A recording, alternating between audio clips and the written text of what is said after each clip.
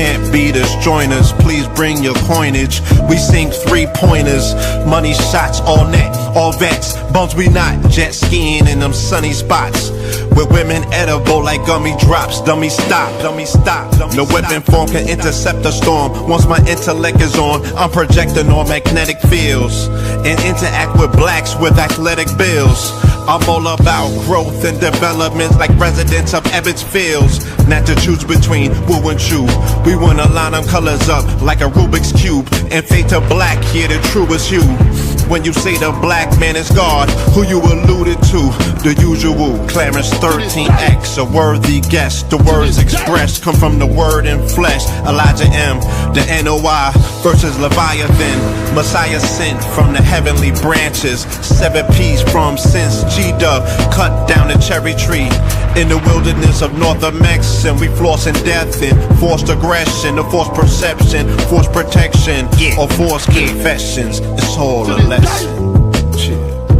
The sorcerers from Corsica, killer tonics, sticks and drums like the Philharmonic Orchestra. You niggas still playing harmonicas from officers. Fabric softener, jive turkeys popping 5 perkies, playing with keys, the Scotch stores type. For that soft white, we could've caught life, just being forthright. First class on my 4th flight, popping out like Fortnite. Every night we lit like Porsche lights. The meek shall inherit the earth, oh yeah, the scorched type. And these niggas, they some hoes in these streets. Me, I'm 10 toes in these streets. They lost their souls, niggas got holes in their feet. Shit, I'm just worried about the craft and how to perfect it. Not worried about the craft, yeah, that's out of perspectives. Focus on the chip like I'm Robert Kraft, and then how to protect it. It's the waves of the oceans. Get to the money, nigga, save your emotion. Descendant of the slaves in the graves in the oceans. Mastermind that the waves is in motions. These niggas, they addicted to the folly, addicted to that molly. Making me a movie, them sticks made of holly. I'm Dr. Manhattan, sitting on top of Manhattan. When I get all 5 rings, snap my fingers and pop up on satin. Dressed in all black, yeah, drop top the Phantom. Blessed. To this day, to this day. From TV.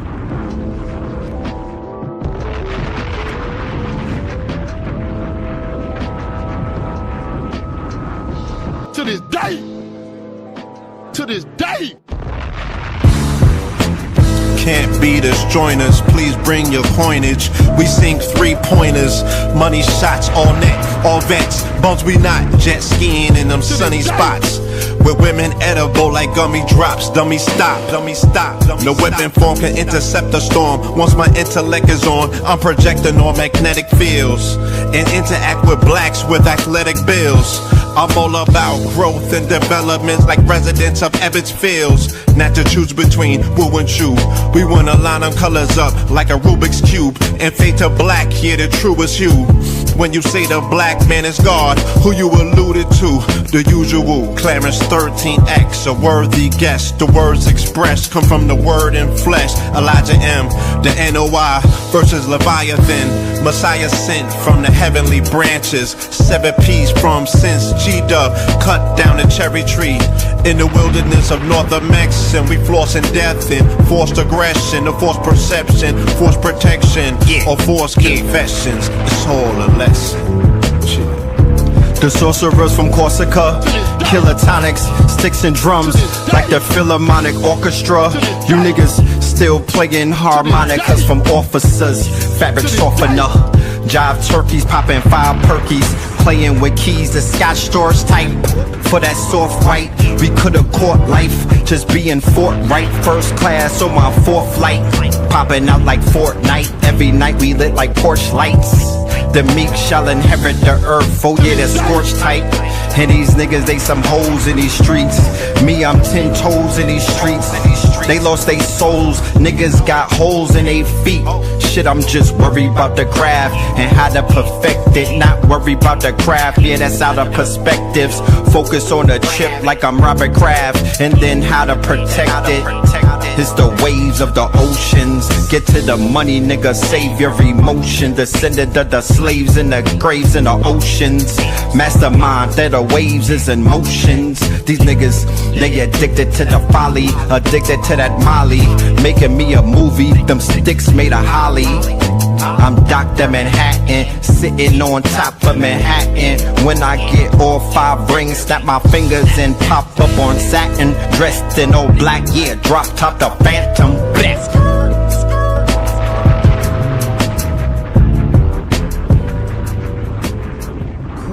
To this day. TV.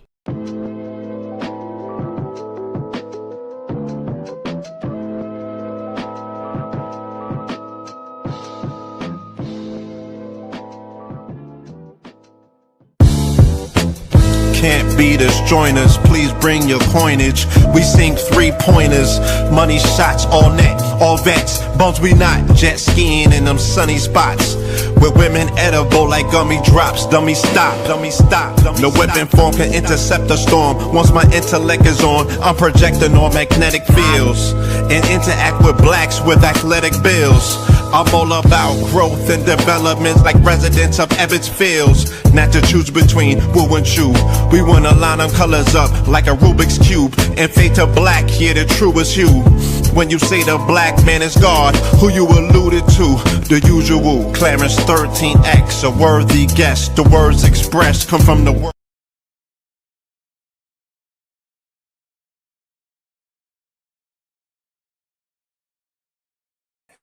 Peace to the family, peace to you and yours. Peace to the family, peace to you and yours. Peace to the family, peace to you and yours. Welcome, welcome, welcome to another episode of Sacrilegious Sundays. You are now rocking with the best. Yes, this is your host for the evening, Brother Red Pillar. And that right there, that is Theta Waves featuring the Twin Pillars. Peace to everybody in the building. Let's go. All right.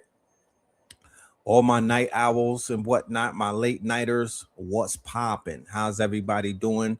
Let's go ahead. Let's do the roll call. Let's see who's in the building and let's get this thing going. You know what I'm talking about? We got a lot to talk about tonight and we will be here for a minute. So I'm just giving y'all the heads up. For everybody on that midnight shift, you know what I'm talking about? Shout out to all of my truck drivers, hit that horn and whatnot. All of my late nighters, all of my West Coastians, where it's not even late where y'all at. Shalom, Shabbat Shalom. You know what I'm talking about? All of my East Coasters, and it's the midnight hours. Yeah, burn that midnight oil. You know what I'm talking about? Roll something up. We in the building. Shout out to the chat. Shout out to the KT aliens. You dig? Let's do this roll call. Let's see who's in the building. Okay. We got Hawaii in the building. We got Kansas City in the building. Twin Cities in the building. We got H-Town in the building. H-Town in the building. Southside. Pearland in the Dover, Delaware in the building. Southeast, DC in the building. We got Philly in the building. DC is in the building. San Jose, South Kakalaka. We have Massachusetts, New Bedford. You know what I'm talking about? Yeah, Massachusetts is in the building. Savannah, Georgia. ATL in the building, Miami, Detroit, we tapping in. Shout out to Detroit. Shout out to Charlestown, Wilmington, South Central up in this thing. We have Vegas in the building, Tulsa, Oklahoma, Boston, Vegas again. Yes, yes. Griffin, Georgia. Los Angeles, South Central. That's right. Let's go. Fort Lauderdale, we got Pittsburgh. We also have Cali. Guam is here. Shout out to Guam. Austin is in the building. Kenya. Shout out to Kenya. Iowa. Pittsburgh. Austin again. Oh, we deep tonight. Chicago. What's popping? Covington. What's happening? Jackson. Jacktown, Mississippi. Memphis is in the building tonight. All right. Cincinnati, Ohio. Dalton, Alabama. Pulling up. We got Santa Barbara.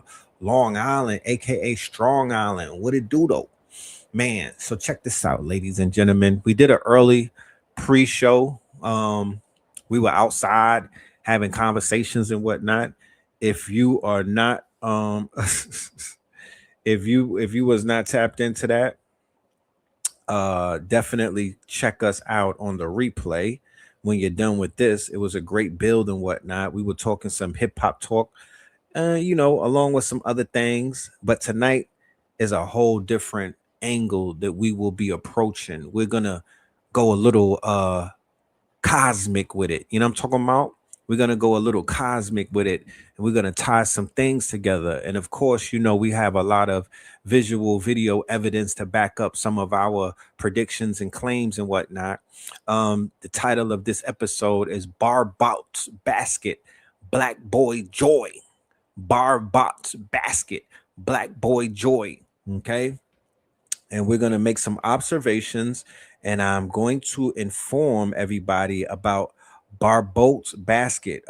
Unbeknownst to some of us, maybe not all of us, but unbeknownst to some of us, we are currently in the throes of a super duper very, very, very powerful alignment in the universe, and we need to know all about this. Beautiful thing is, it started today. Okay, so we do have our time. This is about mass meditation. I'm gonna make a call for a mass meditation either on the 21st or the 22nd. I'm gonna tap in with all of my quote unquote networks tomorrow, and we're gonna see what we could pull off, because it is definitely time to collectively tap into this power. I saw the world collectively tapping in today for the FIFA games. How many of y'all tapped into the FIFA game? Please don't act too cool for TV, because the Mondim, you know what I mean? Let's just yeah. The Mondim around the world tapped in on a collective wave to root for who they wanted to win. And I'm just bringing that up because I'm showing you how powerful collective consciousness can be. The shit was fire. I was on the edge of my seat and whatnot. I was watching it through the eyes of I Show Speed, because he was streaming it and whatnot. And I don't know. I don't even watch sports the regular way no more. I watch it through the eyes of the streamers. I watch sports through the eyes of the reactors. That's how I intake my quote unquote entertainment or my sports. And I wasn't the biggest sports guy. Like, I can't sit down. It might be my ADHD. I don't know. I'm not even going to say that, but I can't just sit through a whole game. I need excitement. I need excitement. I need to see how other people are reacting. You feel me? I like that stuff. But that's just there was an observation that I made today. And this observation, I made this whole observation for the past few days. Now, I'm gonna paint the picture as to where I'm at. I'm at my dad's house, right? So I'm in New York. I'm with my father. I got my daughter with me. I got Amir pulling up. You feel me? So the mind state is a little bit different than when I'm in Atlanta and I'm in other places. So it's like a father and son thing going on right now. So over the past few days, through the outlet of sports, right? Now people could get all, Brother Red, I don't even, that's bread and circus and all right, whatever. Okay, cool. Yeah, you finished? All right, cool. Sports, right? The power of sports is that it brings people together. The power of sports is the fact that it does work as a bonding agent. The power of sports is that it is something that you collectively you participate in collectively. It's not one of those things where it's an individual type of thing. Okay.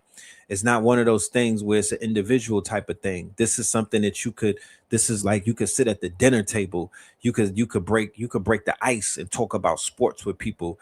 You could bond over a game and whatnot. People are in bars, crowded. They were in the streets. I didn't go to none of the FIFA celebrations because I just don't want to be fake.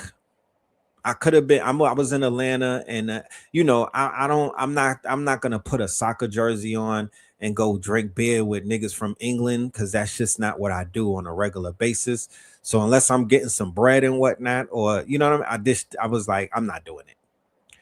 But to watch the game with the family, that's another thing. I'll get into that and I'll tap into that energy, because a victory is a victory. I don't care how we get it. A victory is a victory.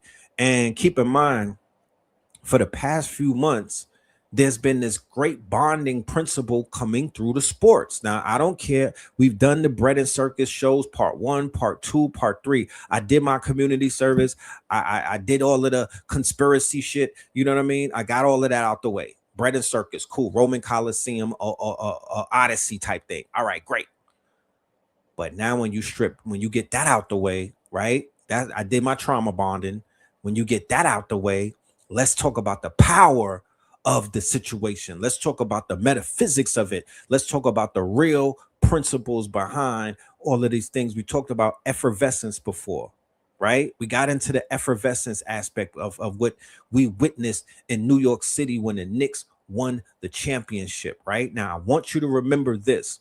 When it came to the Knicks winning the championship, there was a principle that we were witnessing through number 11, and his name was Brunson.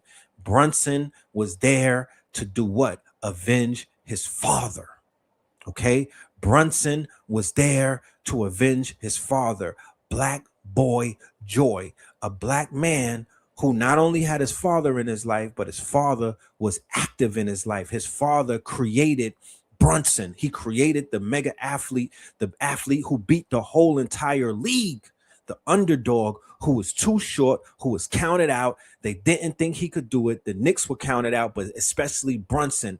They got people on camera, on tape, on record saying, yeah, he don't got what it takes. The New York Knicks is bugging, right?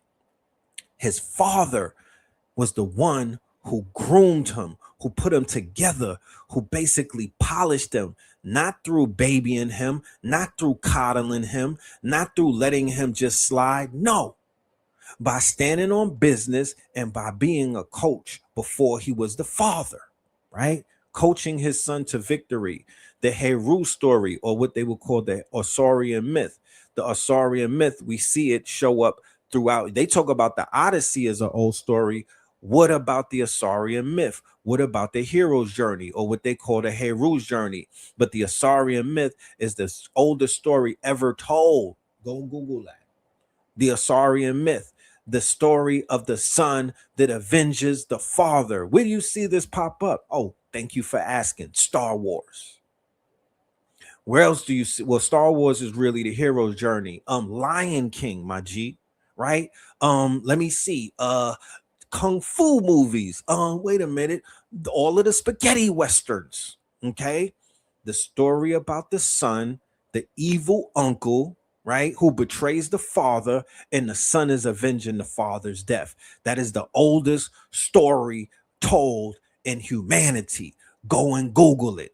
Okay, the Osirian myth. For all of my Bible thumpers out there who, you know what I mean, who believe, that story precedes other stories and whatnot. So the theme that I've been seeing over the past, ever since the summer started, right, is black men winning. Okay, now we could talk about the things that are going on the unseen, right? Because Nolan Wells and all of these stories about these black men, they're not being killed on film. It's the unseen. These are sort of like unsolved mysteries, right? So it's something going on in the quote unquote darkness. It's something going on outside. It's not being done on camera like how they were doing things before. These things are being done in the dark, right? But that's not what we focusing on. The winning that is taking place in the light, the winning, the fact that our men, black boys, when they're trying to write us off, when they're trying to say that these people are, listen, the driving force of all of these sports, the driving force of all of these victories are black men. Let's talk about it. Okay. And it just so happens that these men have their fathers in their lives, right? These are the prodigal sons. The brother right there for the with the brother holding up the champion bell that you see on the flyer right there, right? From the St. Louis Cardinals, right? His dad was right there. His dad is responsible for he went Super Saiyan at the goddamn home run derby, right? Destroyed the prospects of the mayonnaise madness, whoever they was all rooting against them and whatnot, and he cracked that bat on them so many, he was just bodying them right in their face. They were having mayonnaise meltdowns online. I seen it in real time. Okay, then of course you have the young god Yamil, right, who just did his thing today at the FIFA and took a whole legend down, right? Took a whole legend down, and he's not only thrust into the spotlight, his mama is thrusted into the spotlight, but his father is thrusted into the spotlight, and his little brother is thrusted into his spotlight. The young god, his younger brother, is the star of a world event. Don't tell me this shit is not I mean, there's aspects of things that are rigged, but then there's aspects of this power that's coming through that is not scripted. That is, if it is scripted, it's scripted by the gods. You understand? Sent Argentina on a fishing trip. Yeah. You know what I'm talking about? Yeah. It's scripted by the gods. So we're going to get into it. I'm going to walk this dog, you know what I mean? Because this is about acknowledgement. This is about, I don't think nobody on the internet is even looking at things from this angle. Not to say that this is some, that I'm the only one. No, but we need more of this. We need more people speaking more positively about the things that are going on, right? And not just in entertainment or in the public's eye and whatnot. Big up your wins. You understand? Big up your victories and whatnot. Big up your whatever strives that you're making. Don't feel like you can't speak on it. Don't feel like you can't stand on that. You feel me? There's so much hate. There's so much division. There's so much talking down. There's so much goddamn conspiracy. Nobody can do nothing without these goddamn conspiratorial retards running around trying to give the power to somebody else. I'm taking it back. Fuck you mean? I'm taking it back. When do we get the power? Y'all tripping. Y'all be out here wilding. When do we get the power? When is this about us? Let's get into BARBAULT'S basket so we understand what the hell going on, and then we will continue. One of the biggest astrological events of the year, Ashe. Is bringing one of the biggest astrological events of the year. Andre Barbeau, the astrologer who predicted the 2020 pandemic, said the rare alignment, now called Barbeau's basket, peaking this week could trigger a relaunch of civilization. But before civilization relaunches, let's see what it means for you. Instead of looking at this as one giant portal to your future, think of it like 3 outer planets building the stage and Jupiter in Leo turning on the spotlight. Let's break it down. Connection 1. Jupiter trines Neptune. Your vision gets faith. But without grounding, vision can become delusion with excellent branding. Connection 2. Jupiter sextiles Uranus. The new idea gets an opening. A tool, a conversation, or an opportunity reveals a path to success the old plan missed. Connection 3. Jupiter opposes Pluto. Growth meets power. This can fuel transformation or let ego and control hijack the whole production. So this week is the battle between the freedom of who you are becoming and the false safety of who you had to be. Think of it like this. Neptune says imagine it, Uranus says update it, Pluto says transform it, Jupiter says let it grow, and your past says wait until it feels safe. That's what to expect. Here's what to do about it. Take one action the old version of you has been postponing and make it visible. It would be nice if Barbeau's basket was delivering your future fully assembled, but it's not. The stage is built, the lighting is fantastic, but you still have to direct the show. So the question is, will the fear of your past or the wisdom of your future direct your present? And if you want a detailed breakdown of how all this energy will affect your individual sign, check out the full video on my YouTube channel. The link is in my bio. Continue. We got more cloth on this whole situation, but he brought up something very interesting, right? As we watched as we watch Spain, as we watch the young black boy, the two black men who are the stars of today's FIFA championship, they were going against the odds. They were going against the legends. They were going up against Argentina. They didn't just say, oh, we was going to win because, because we want to win. No, they had to put in the work. They had to work to win. They just didn't win because, we the new upstarts. And no. They had to put in that work. And that is exactly what is being called of us. The brother who won the home run championship, he was against all odds. He was against all odds. The dude in front of him was up 11 home runs. He was against all odds. He had to put in that work. He just wasn't like, oh, I'm a black man. No, this shit don't got nothing to do with race and nothing. It has to do with ability. It has to do with your willpower. That's what this is about. Has nothing to do with anything but that. Tap in. He predicted the pandemic. He predicted the fall of the USSR. And before he died, he had one final prediction. And it kicks off this July. I'm Sook Boy. You're awesome. Let's talk about it. In 1955, a French astrologist named André Barbault had a prediction and published it. He said that around 1989, there would be a major restructuring of the Soviet Union. In 1989, we saw the fall of the Berlin Wall and the Soviet Union collapsed about 2 years later in 1991. Just saying. Please note that he made that call 34 years before it happened. He then turned his attention to the outer planets or the generational planets of the 21st century, in which he identified a convergence of planets in 2020. In this period of 2020, he described a collective crisis so severe that it would bring the entire existing world order to its knees. Now, clearly, he was talking about the shitstorm that was the 2020 pandemic. I just want to highlight that this guy actually died in 2019, just before it happened. Funnily enough, he has one more standout prediction, and it starts to roll out this July. Buckle up.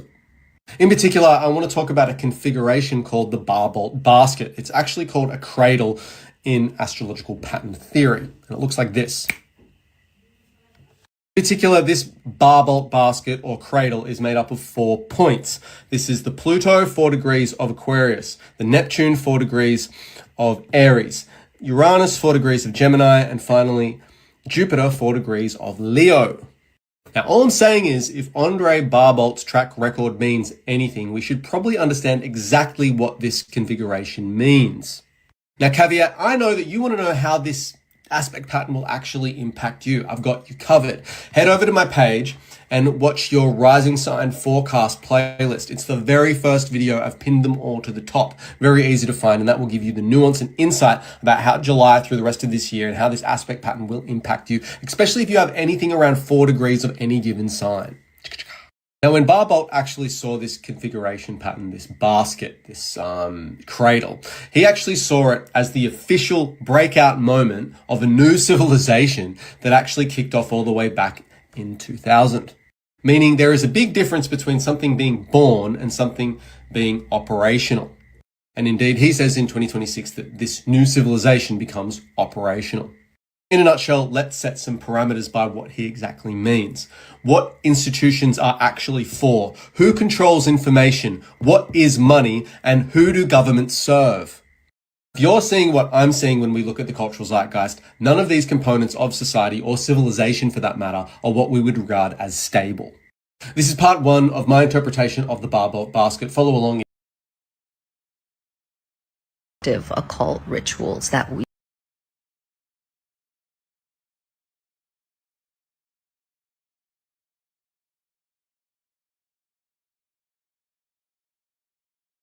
Good afternoon. How are you? Hi. So, if you've been in these astrological streets, you've been hearing a lot about this new astrological, well, it's not that new. As a matter of fact, it dates back many years, hundreds of years ago, but it's called the Barbault basket. And so you've heard people talking about this. Really, what it is, I'm going to break it down for you. So really what it is that major planets, our big Earth's big brothers and sisters, or Earth's big siblings, are aligning all together in the same degree. And I believe that this is in modern history the first time that that's happening. So of course we hear so many things about it, but how is this applicable to us? So we have Jupiter, Uranus, Pluto, and Neptune are all in this quite rare alignment where they're at the exact degrees, and that exact degree is 4. And for me, that speaks to a lot, right? Because that is the energy of the 4. The energy of the 4 is our foundation. It is our ancestral core beliefs. It is our lineage. It is our home. It is our ancestral lands, right? So when all of this massive energy, and really these 4 outer planets, I often refer to them as the gods of change because their energy is so dynamic. Their energy stays around for a very long time so that they can cause or affect changes in a major way. So we have these 4 gods of change all at 4 degrees. And that shape of it makes it a basket. So these planets are aspected in sextiles and trines. And for me, they're all working together, right, towards some greater thing. And what really is that greater thing? Well, as you know, oftentimes when I talk astrology or teach astrology, I associate it with the pantheon of Yoruba, the Yoruba pantheon. So oftentimes I call on these energies as guides for these planets in the hope that we can begin to understand them more as they occur in our life. So let's begin with Jupiter. That is the energy. So first I want to imagine if there was a council, you were sitting in front of a council of these 4 dynamic energies and you were listening to them, what would they say, right? So we have the energy of Obatala. And Obatala happens to be the energy that is most associated with Jupiter, which is that of benevolence, right? And so we are in council with Obatala. What might Obatala say? Well, I have that Obatala may say that there's no healing without truth, and that truth needs to be our foundation in order to have clarity and peace. So we're first starting off with what is the foundation that we're establishing. That has to come from a place of truth. So even if we look at our family's foundation and our ancestral lineage, well, there needs to be truth there for there to be healing in order for there to be clarity and peace. The next one is Oya. And Oya is the energy of Uranus. And so Oya may say that even though the winds of change may be battering at our doors, with a strong foundation, we can rebuild. And that whatever is not in that foundation, whatever is not designed for exactly who we are today, then that needs to go. So that could be the message that we could receive from this Uranus positioning here at 4 degrees with all these other planets. And we know that there are many changes that are impacting us, our home, our homelands, and really what is built on a strong foundation will stay, and what is built on a foundation that was lacking truth and clarity, well, that has to go. And so what would Shango or the energy of Pluto say? And I believe that it would say that true power lies in the timing of the thing, that there is a need to find your own personal rhythm, because it is then that you are most powerful. You are not walking this journey for anybody else. You are walking this journey for you. And whatever is the personal rhythm that you've developed within yourself that's aligned with who you truly are and your realest identity and that foundation, well, then that is where true power lies, right? Moving with your own rhythm at the pace that you need to move at and no one else's pace. Olokun or Neptune would probably say to us, have confidence in your visions and to look at what is behind the illusion to find the true answers. So have confidence in what you see and what you believe, and to realize that a lot of this world is made up of illusion. And we need to look behind those illusions to really find the answers that we might be asking, or the truth that's necessary for us that we're asking. So what are some of the illusions of that are at your foundation? What are some of the illusions that you've built your house on or your family on? That's not true. And so we're asking to look at what kind of non-reality have we created, and also to have confidence that we can create a new reality based on our visions. So ultimately, to me, with these gods at the table, right? Ultimately, to me, this transit feels like what's falling apart can feel like it's bringing us as a global community and personally closer to the truth beyond illusion.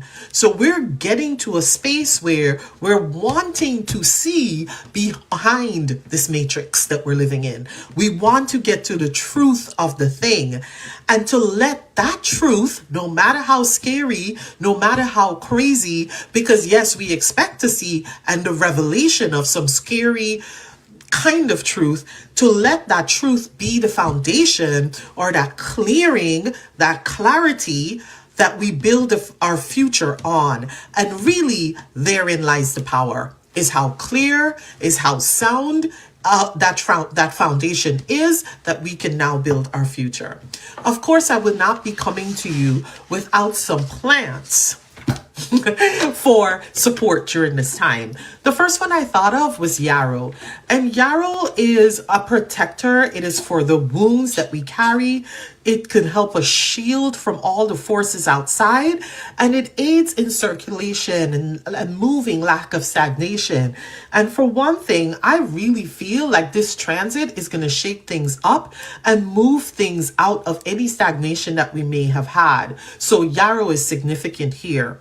Peppermint, I'm also recommending, is truly significant here because it's great for any kind of mental clarity that you can have when all these energies are moving, right? So what is the clarity that we need to get to the peace that we need? Peppermint is also really great for digestive clarity. So it also honors our intuition at our core. It also honors that in this journey. So also peppermint can be used for digestive system disturbance and getting some clarity there so that we can see clearly.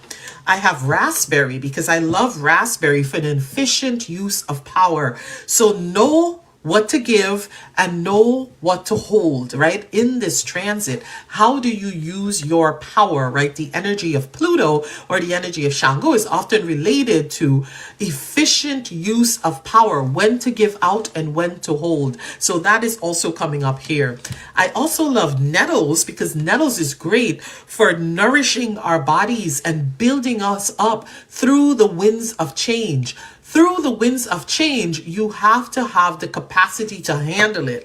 And nettles builds the body's capacity to handle things because it's so vitamin dense and mineral dense, vitamin rich and mineral dense, so that we can get what we need so to sustain us through all these changes that might be coming.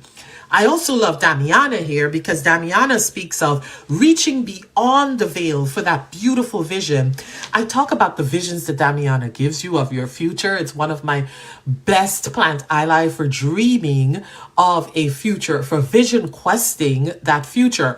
And with the energy of Olokun or Neptune here, I'm asking you to reach beyond the veil, pay attention to your dreams, and pull your new vision of the future over to this reality that we're currently in.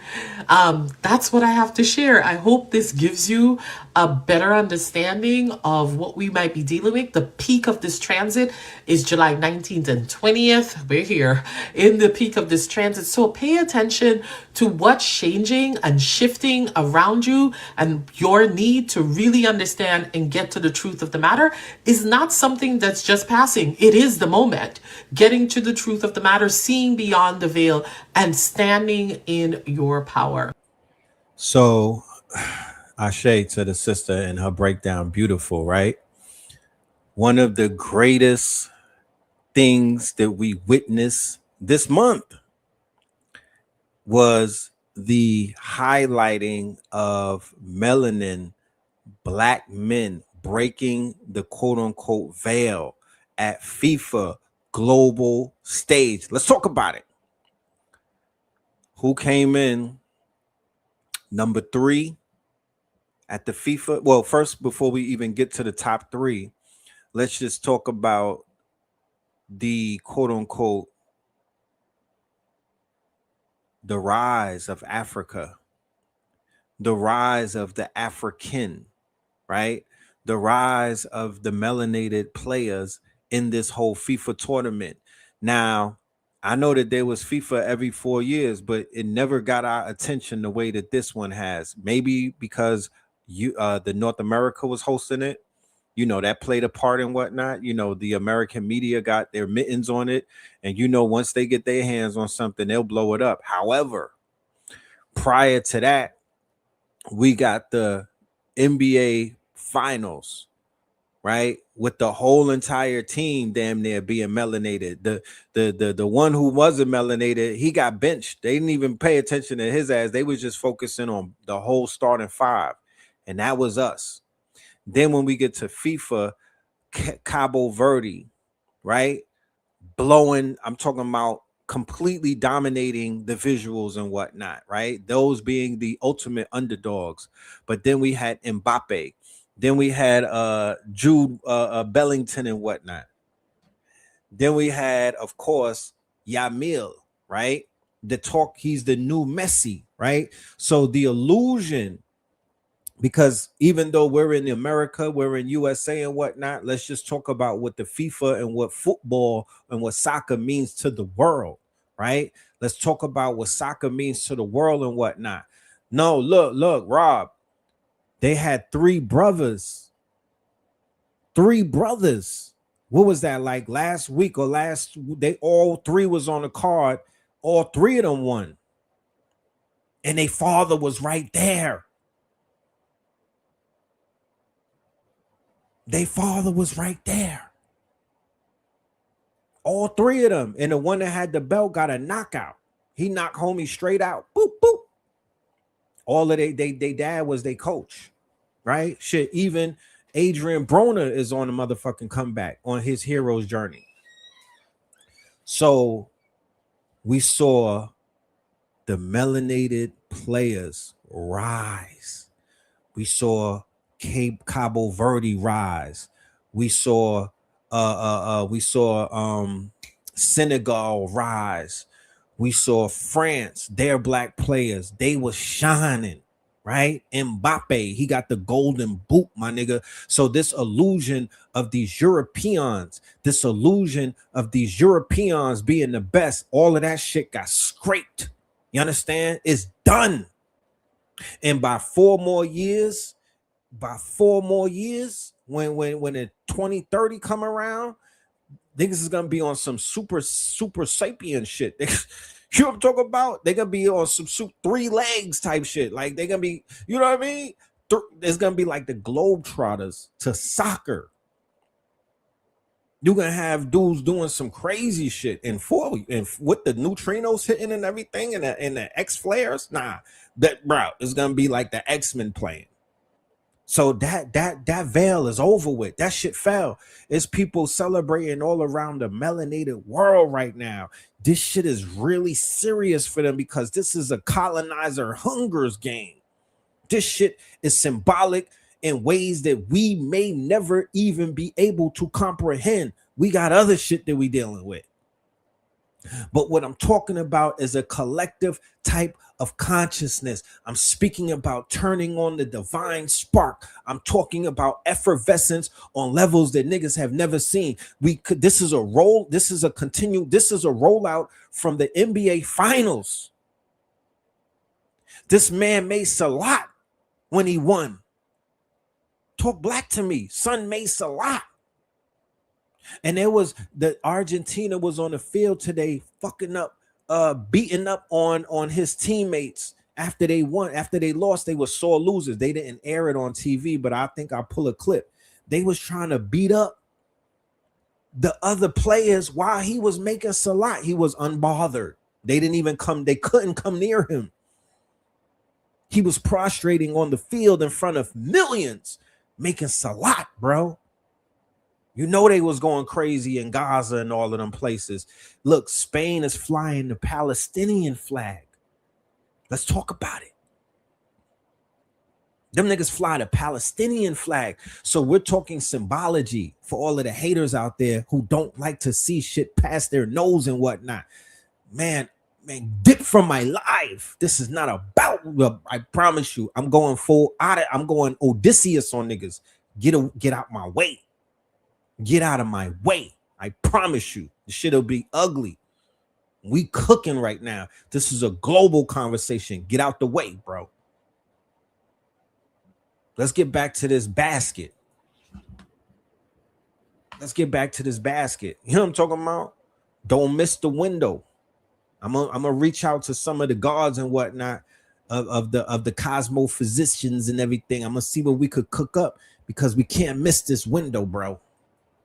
Scorpio rising, I'm sure you've heard a lot of hype and spin around the Barbo basket. This is what it looks like in your whole sign chart. I want to break down all the components in this video. I'm Boy, you're awesome. Let's talk about it. Primarily, this might not actually feel like an external event that happens to you, more so an internal revolution, very introspective, something about putting together the hours of your day and what does your lifestyle really look like? How do you spend your time? An underlying restlessness with your routine. Does your work, the way you take care of yourself, your daily task, does that really support where you really want to be? And ultimately, an awareness that something deeper within you is changing and asking to bloom.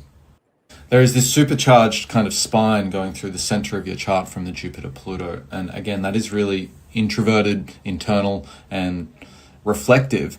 And it's around the idea of how visible you really want to be. If financial circumstances are playing a role in this, is it time that you pivot from your career or life direction? Rebuilding your family, potentially, and finding more purpose in your daily life. Has there been some kind of spontaneous pivot when it comes to your financial circumstances? Have things got easier? Have things got harder? Have you adjusted to the new situation? Old fears, past resentments, and bitterness potentially is causing some very vulnerable emotions in this time. When it comes to those more intimate relationships, a real desire for close intimacy and raw honesty. You could be feeling like your partner has been questioning you, or you've become ruthlessly curious about the personal interests of your partner. Now, this doesn't have to be a romantic partner, romantic, business, platonic, or otherwise. It could also be the logistics around contracts and how they play out in real time. And with Saturn in the 6th house of health, you could really be starting to feel the wear and tear of burnout. This could manifest as fatigue or frustration with work, and with Jupiter moving into that 10th house of Leo, a certain sense of overwhelm. But as you will discover, this isn't all bad, and you're actually being asked these questions for a reason. Let's take a step back. This is made up of generational planets and a social planet, meaning that Jupiter's involved. Now, this basically means that you may not even receive an event. This may not directly impact you. More so, you become the observer of it in the cultural zeitgeist or society at large. So it's important to understand that there may not be some kind of isolated event that takes place. It's more nested in the context of the cycles that we're in. Now, back in 2000, generationally speaking, we saw a new generation birthed into the earth, let's say. And they're the first population of people that really don't know what it's like to not have access to the internet. Think about that. Now they're 20-something and they're going to gather momentum and have more and more influence around how they think society should be governed, who they vote for, who they don't vote for, who they give their attention to, who they don't give their attention to. And in particular, this aspect pattern has a lot to do with technology, so the way they integrate technology into their daily life. And so therefore, on a more individual level, how have you integrated technology into your daily life? The next flagship moment I can see in this ongoing cycle is around the financial crisis back in 2007, 2008, when we saw the rise of digital currency, and we also saw the rise of basically the veil being pulled away and us seeing that the government will ultimately bail out the banks before it helps the civilians. In other words, we saw the very visible public unsheathing of corruption and who really holds the power in our society, or at least the Western world, to say the least. Where I really want to start the clock is around 2020. Who were you then and who are you now? And what have you been through in this last 6 years? We're in a synodic cycle, and it started with the grand conjunction between, say, Jupiter and Saturn and Pluto, kinda. And so we're 6 years deep into this. And so now you probably have a new way of approaching life, new belief systems, new people in your life that you've actually allowed to get to know you in a more intimate way. Now, as this plays out, we have another 6 years. So again, this is probably not going to be an isolated event for this pretty rare aspect pattern. It's just going to be an unfolding of an existing cycle. And so again, it might not impact you directly. It could impact your siblings. It could impact your workplace or your industry. And it's something you actually observe or feel internally. Collectively, if you ask me, this aspect pattern is basically about techno-feudalism and the distribution of resources and information. How information is accessed between the population, let's say, and how much access to resources we have in terms of what we're allowed to see, what we're allowed to say, and what we're allowed to spend our money on. In the next 6 years, potentially from July, we're going to see an acceleration of things like digital ID and the need for digital currency from the powers to be. Now, the powers to be are losing their footing at this point, and society is very much changing. And so they're going to get a lot louder over the next 6 years and become potentially a lot more authoritarian. Whilst at the same time, there will be a new conglomerate or population of people from the grassroots up that totally reject technology and that totally reject this more authoritarian rulership over what we can see, who we can be, what we can buy, and what we can say. So whilst it is happening in a collective way, we can have a more surgical look at what it means for a Scorpio rising's chart. Let's break it down. Jupiter's moved into your 10th house. It usually means a little bit of overwhelm or exploration or discovery or exposure to your more visible self. Having opportunities that you could potentially step into or identify with moving forward.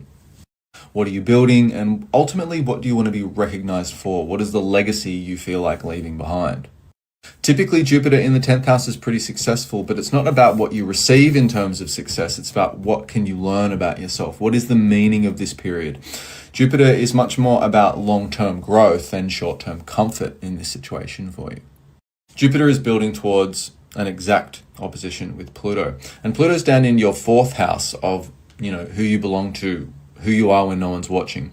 And so, although you might be trying to strive for greatness, you might be really ambitious and trying to grow your career, do you have that emotional foundation? Do you have that support at home?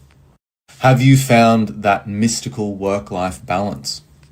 And more than anything, do you have security at home? Is there a place where you can actually relax and unpack and feel emotionally and materially comfortable when you're in those 4 walls? Or is there some kind of power struggle? Are you bringing the roles and responsibilities, cortisol and stress back from work to your home every day? And is that making things more complicated or uncomfortable for everyone that you live with? Or vice versa? Is there someone in your home that is bringing all their baggage from work back into that home or living situation? With Pluto moving through this 4th house, there usually is an unsettling, somewhat uncomfortable reconstruction, sometimes even crisis when it comes to the home or living situation. And so you could be dealing with that at home, and then when you go to work, there's so much overwhelm. Maybe you're overcommitted and you're starting to feel the burnout of both of these very important areas of your life. Sometimes Pluto and 4th house transits can actually bring loss. So you could be quietly grieving, or someone in the home is quietly grieving.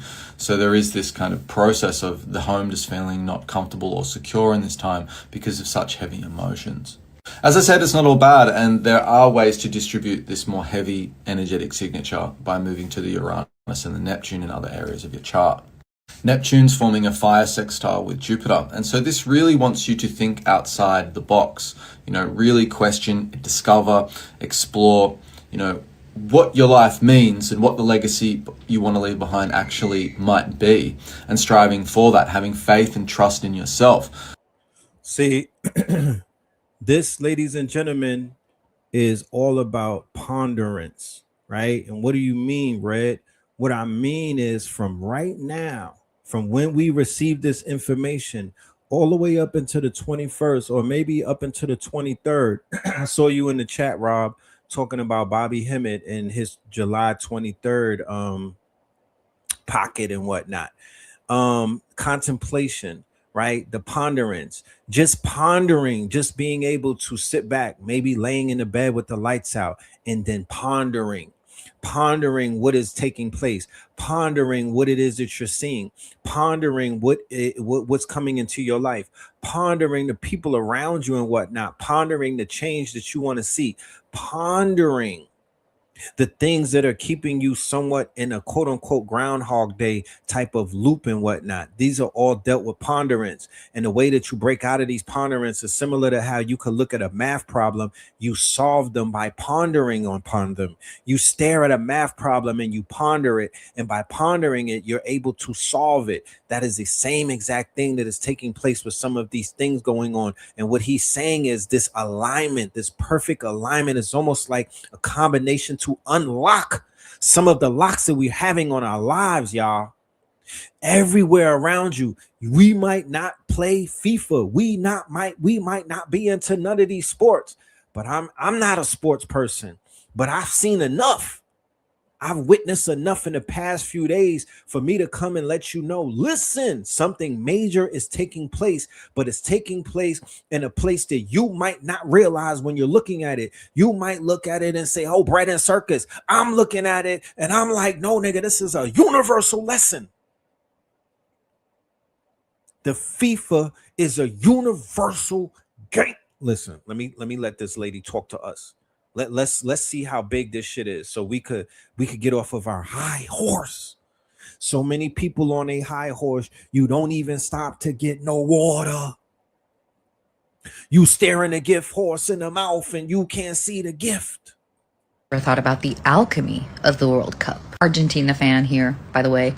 All organized sports are occult rituals, but the World Cup and the Olympics are global collective occult rituals that we all participate in. And this is from somebody who wrote a master's degree on alchemy and occult rituals and symbolism. So let's get into some of the details, shall we? First off, we have the pitch, the playing field, the temenos, a Greek word for sacred ground. We know it's a temenos because it's marked off by white lines by the same logic as the magic circle or the mandala. The boundaries of the white lines are what manufacture consecrated space out of just ordinary grass. The green of the grass itself is the benedicta viriditas. Benedicta, benedictas, benedicta, benedictas. That's Latin for the blessed greenness, and it's a psychospiritual concept that was coined by Jung based on the work of the 12th century mystic philosopher Saint Hildegard of Bingen. What she called the viriditas was the vital life force, the creativity, the anima. If you want to be super alchemical about it, it's the symbol of the green lion of the alchemist devouring the golden sun. The green field swallowing the players in pursuit of the golden goal. And then the ball is the rotundum, the perfect sphere, the incorruptible stone that is kicked and beat and battered, but never injured. The ball is the symbol of completeness that's chased and captured, but never possessed for long. And then speaking of gold, notice the process of elimination, how team after team is burnt away until the final match, the final confrontation between two that ends in one who gets the trophy. The trophy being an 18-karat gold sculpture of two people holding up a globe, two people rising from the green holding up a golden globe, which is precisely the work of alchemy, burning away all the impurities until nothing is left but the gold. So every match is solve coagula. Every match, a team dissolves and a survivor coagulates round after round until a mass of 48 teams is distilled into one. The stadium as a whole is the vast hermeticum, the hermetically sealed vessel that the operation works in. And the heat, the fire, driving the whole spectacle, is the crowd. The collective affect of the people watching is the fire under the Olympic. And notice how even in sports, just like in our personal work, the work itself is mostly nigredo. 47 of 48 teams go home scorched, blackened, burnt, while one team comes out on top, so the tournament manufactures a lot more grief than gold. Even in sports, nigredo is the rule, blackening is the rule, and rubedo is the rare exception that only means something because of the mass dissolution around it. Dissolve the many and gather the one.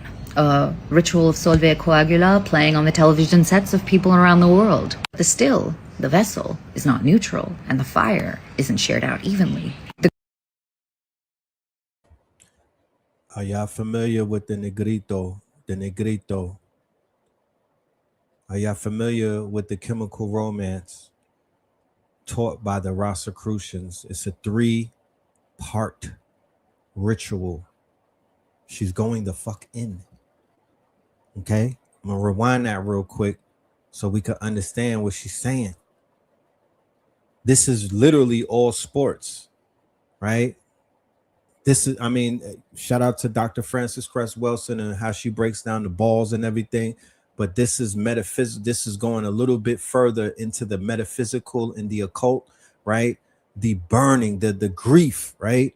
You know what I'm saying? Like she said, out of the many, there's one. There can only be one, right? Go home scorched, blackened, burnt, while one team comes out on top, so the tournament manufactures a lot more grief than gold. Even in sports, nigredo is the rule, blackening is the rule, and rubedo is the rare exception that only means something because of the mass dissolution around it. Dissolve the many and gather the one. A ritual of solve et coagula playing on the television sets of people around the solve et coagula. I was breaking this down when we were doing the AI masters and we were talking about the generator, operator, and destroyer. It's the same concept. Generator, operator, destroyer. Okay? People get hyped. Oh, it's Baphomet. It's Baphomet. It's a goat. That's a Baphomet. Nigga, if you niggas don't read a book or two, get out of here, bro. the world. The still, the vessel, is not neutral, and the fire isn't shared out evenly. The green isn't equally green from one end of the field of nations to the other. The fire under the spectacle is the crowd, but the fire fueling the operation, the fire putting on the show, is capital. And capital has a history. Capital flows in a certain direction. Capital is extracted from certain places and then pumped into other places, so that the nations with the hottest furnaces, the best academies, the infrastructure to take a raw 11-year-old and refine him into international gold are very often the exact same nations that ran 3 centuries of extraction on the very places that this boy's parents hailed from. So the empire builds its furnace with stolen raw materials, and now it uses that same furnace to work the grandchildren and the children of the people that it carried it off from, turning those people into something useful for itself. Which is why "may the best team win" is the widest sentence in global sports. The field might look leveled, but the funding is not. Remember in 2018 when Trevor Noah made the joke about Africa winning the World Cup for France? 16 of the 23 players on that team came from families out of Africa: Cameroon, Morocco, Angola, Le Congo, Algeria. But it's the French team. Congratulations to the French team, the French team. The commentators repeat the word French team over and over like a spiritual girly trying to recite her manifestations. And the French ambassador to the United States was so appalled by Trevor Noah's joke that he felt compelled to write him a full-on diplomatic letter in response. All to say that calling them African denies their Frenchness. In French, there is no hyphen. There is no French Algerian or African French. France doesn't name its people by where they came from. France's people are French, period. The French ambassador wants it to be as above, so below. He wants a clear mirror where France is France and Africa is Africa, and the two only resemble each other politely across a fixed distance, if at all, with no debt running in either direction. The above France is self-made, spotless. It's the gold that was always already gold. But as we've said before, as above, so below is a violent mistranslation of a core alchemical concept. The above and the below are not like one another, they are of one another. The above is of the below, and the below is of the above. This deserves a video of its own, but even in this context, the point being that France today is made of the material that its leaders spent centuries ripping from the African earth. The ancestors of the boys on the French team were traversing the African continent long before France found them. And those boys whose bodies are African grew up in France, were refined in an academy in Lyon, funded with the French money and held up as French heroes the night that they win. And meanwhile, the Cameroon, Algeria, Morocco, all of Africa is still riddled and struggling with the impact of colonial France's violence. The above is of the below, and the below is of the above. Anyway, all this to say that the World Cup is a global occult ritual. It makes global statements, it harvests global attention,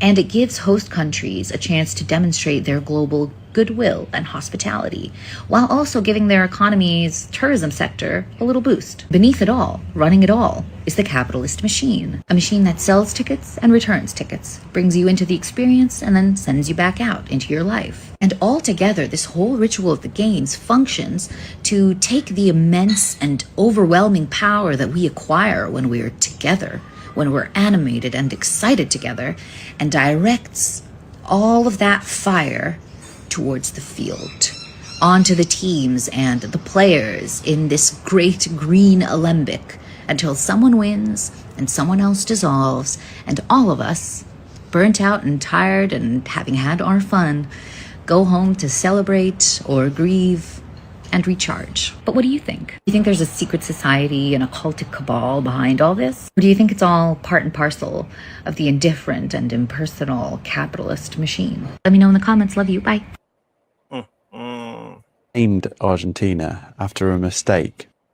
So Spain v Argentina. Spain named Argentina after a mistake, a myth, a lie, that this land in South America was full of silver. Argentina, Argentum, means land of silver. This is the World Cup final, of course. My name's Joey. I'm a journalist and author. I'm making these videos for every World Cup game. So in the early 1500s, Spanish explorers heard rumours of a silver kingdom somewhere, that there was a whole mountain of it ruled by a white king. And so they named the river that runs into Buenos Aires the Rio de la Plata, the River of Silver. In 1536, a nobleman called Pedro de Mendoza sailed up and founded a city on its banks. It became Buenos Aires. But it was a disaster. The local Querandi people refused to feed them, justifiably perhaps, and the settlers were starving. One eyewitness said they were eating horses, then rats, then their shoes. And the city was abandoned, and then Buenos Aires was founded again 40 years later. But no silver was ever found there. The thing is, the silver was real, just not there. It was 1,000 miles away in Bolivia. It's a mountain the Spanish call Cerro Rico, Rich Hill, in Potosi, which is now Bolivia, one of the biggest silver deposits ever discovered. And Potosi became one of the biggest cities on earth. Indigenous people were forced into the mines, many of them died there, and they used to say there's enough silver there to build a bridge all the way to Madrid. The thing is, Buenos Aires got almost none of this wealth. Silver trade went the other way around via Lima and then back to Europe. The city on the river of silver in the land of silver was nowhere near the actual silver wealth. And then eventually Argentina had a revolution in 1810, became independent from Spain in 1816, but kept the name Argentina, land of silver. And the British, who had unsuccessfully tried to invade in the early 19th century,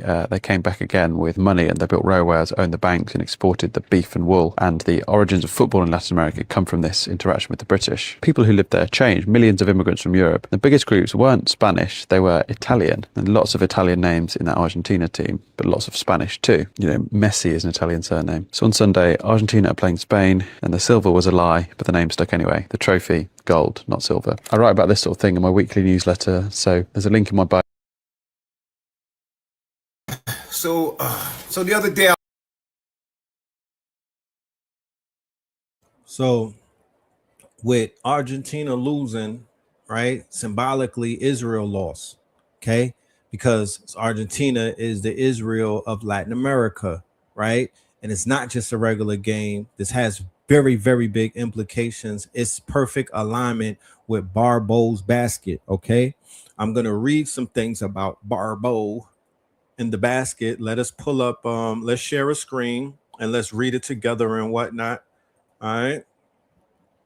You better take advantage of this once-in-a-lifetime astrological event, right? In case you didn't already know, we're in the middle of one of the craziest, most unhinged months of the year. from an astrological perspective at least. We're about to experience a massive planetary configuration for the first time in recorded history.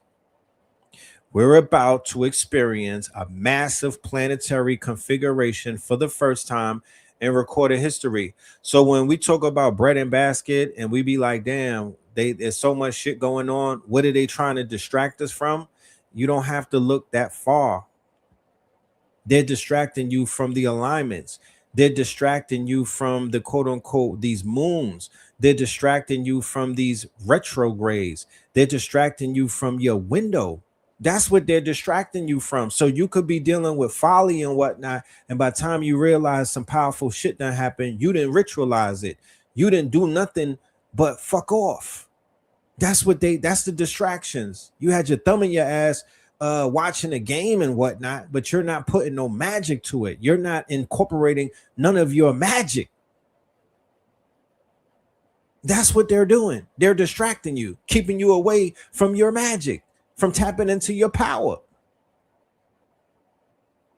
But not us. Not over here. We not about to get caught out there. We're not about to miss a layup. We're not about to drop the ball. We're not about to not get the golden boot. What does this alignment yield? What does it mean for society? What does it mean for you? Behold, here's everything you need to know about BARBAULT'S basket. Trust me, it's going to be bananas. Slow down. What's going on astrologically right now? Unless you've been living under a rock, you've probably noticed that 2026 has been astrologically stacked. Remember, we are in the fire horse year. Over the past year, several of the outer planets, the ones with enormous orbits that spend years and sometimes decades in a single zodiac sign, have been changing signs in rapid succession like a Rubik's Cube. Jupiter just into Leo, Uranus just into Gemini, Neptune shifted into Aries, and Pluto is settling into this long journey into Aquarius. All fire and air signs. That means that we're moving out of an era dominated by earth and water energy, focused on preservation, processing, and emotional integration into one that is defined by fire and air, elements that are far more interested in action, experimentation, and possibilities. So before we get into this conspiratorial bag and give these white folks all of this damn power about why the heat is heating up and why the goddamn sun is doing what it's doing and why the goddamn fire is firing, go to the planets. Go to the planets first. As above, so below. Y'all are not doing top-down education. This shit is bottom up. I'm paying attention to a lot of people and I'm not pleased at what I'm seeing. They giving bottom up shit. Oh, the white man is,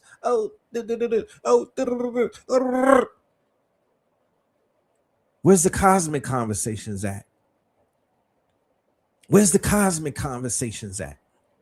How the hell y'all giving these people all of this power? It's because y'all say the word white supremacy. So you're kind of programmed to he's supreme in your eyes. He's supreme. He could never be getting cooked. He's supreme. He's doing everything. Everything is victim is coming. It's all happening to you. It's not happening for you. Crazy. Anyway, fire and air. Let's just focus on fire and air.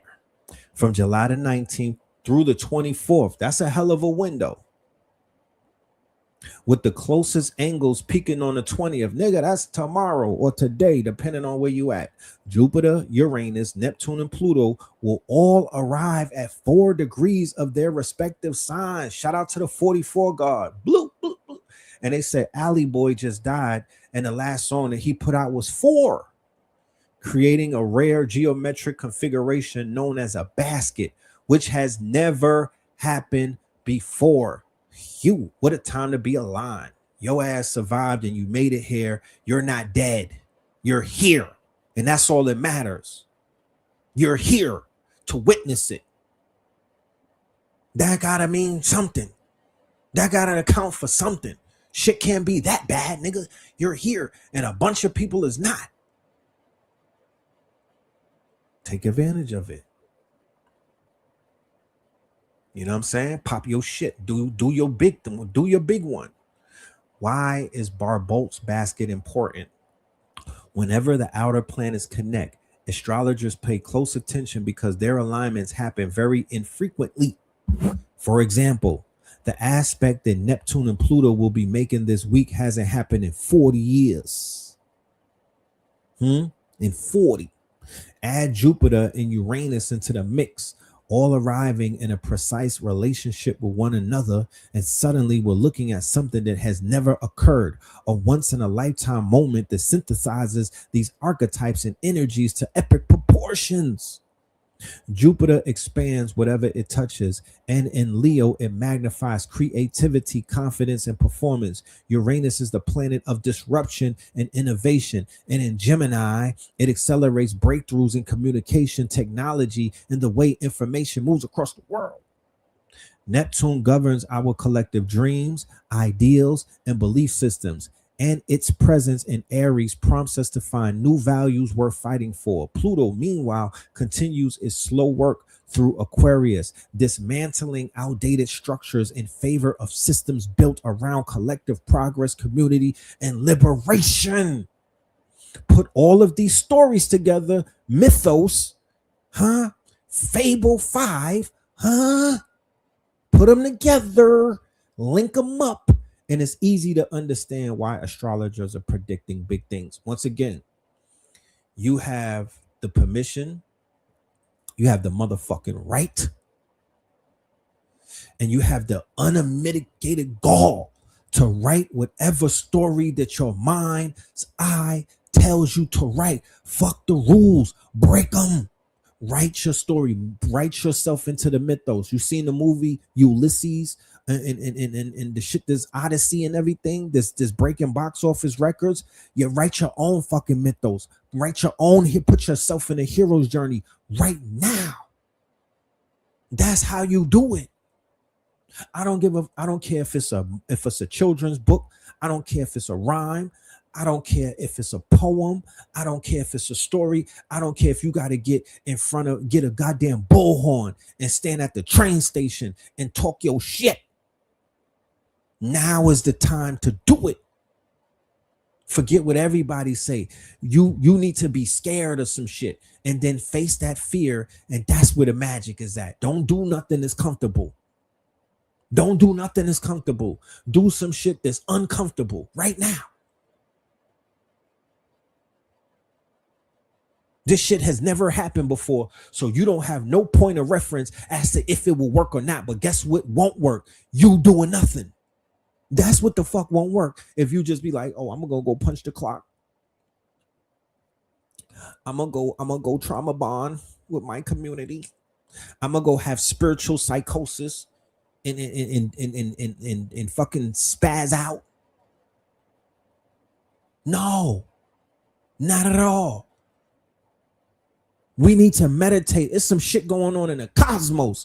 If you don't know, because a lot of y'all don't, because you're not tapped in, but we are fucking making power moves inside of our summer school. Facts. That's why y'all not even really seeing me on the YouTubes. Like, I'm working, not jerking. I'm working.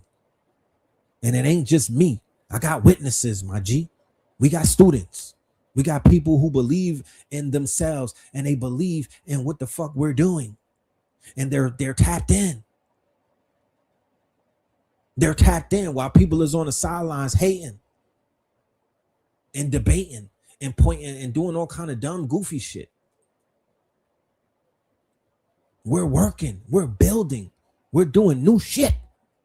Facts.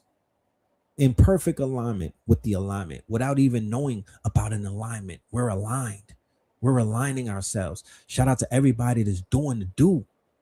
You don't gotta be in our class to be doing the do. I'm just letting you know that I want y'all to feel good. I want y'all to feel good that there's a small percentage of this network that's coming together to create things in real time. And it doesn't take much. We showing up. my mind is blown every time we get up because they like, yo, I built this app, I built this site, I built this solution, I created this, I vibe coded this. Brrr. I'm like, damn, this is a summer for the record books. We really, man, when I go to the Invest Fest, I could talk my talk, bro. If they put me on one of them stages, I'm shutting it down. They talk about Streamers University. Yeah, Know the Ledge University. Know the Ledge. In one day of our university, we doing 10 times more than what they was doing at Streamer University. No disrespect to the youngins. But they out there playing games, doing goofy shit. We look, did y'all see Blue Pill in the fucking lab on 363 Empire? Farmy? Did you see what Blue Pill is building? Huh? Come on, man. What is Barbault's basket? Barbault's proposed that in July 2026, the basket will represent a meaningful shift in humanity's trajectory. He believed this alignment will mark the beginning of a more cooperative, equitable era, especially emerging from the darkness of the pandemic. Broadly, Barbault had high hopes for this movement, and given his phenomenal track record, that definitely feels like a positive thing. So what's going to happen? Shit, nobody knows. This configuration has never happened before, so there isn't a historical playbook that we can reference. Alas, nigga, do you know what that means? Do you know what that means? That means that you have a lot of silly putty and clay in your hand, and you literally could build whatever you want to build.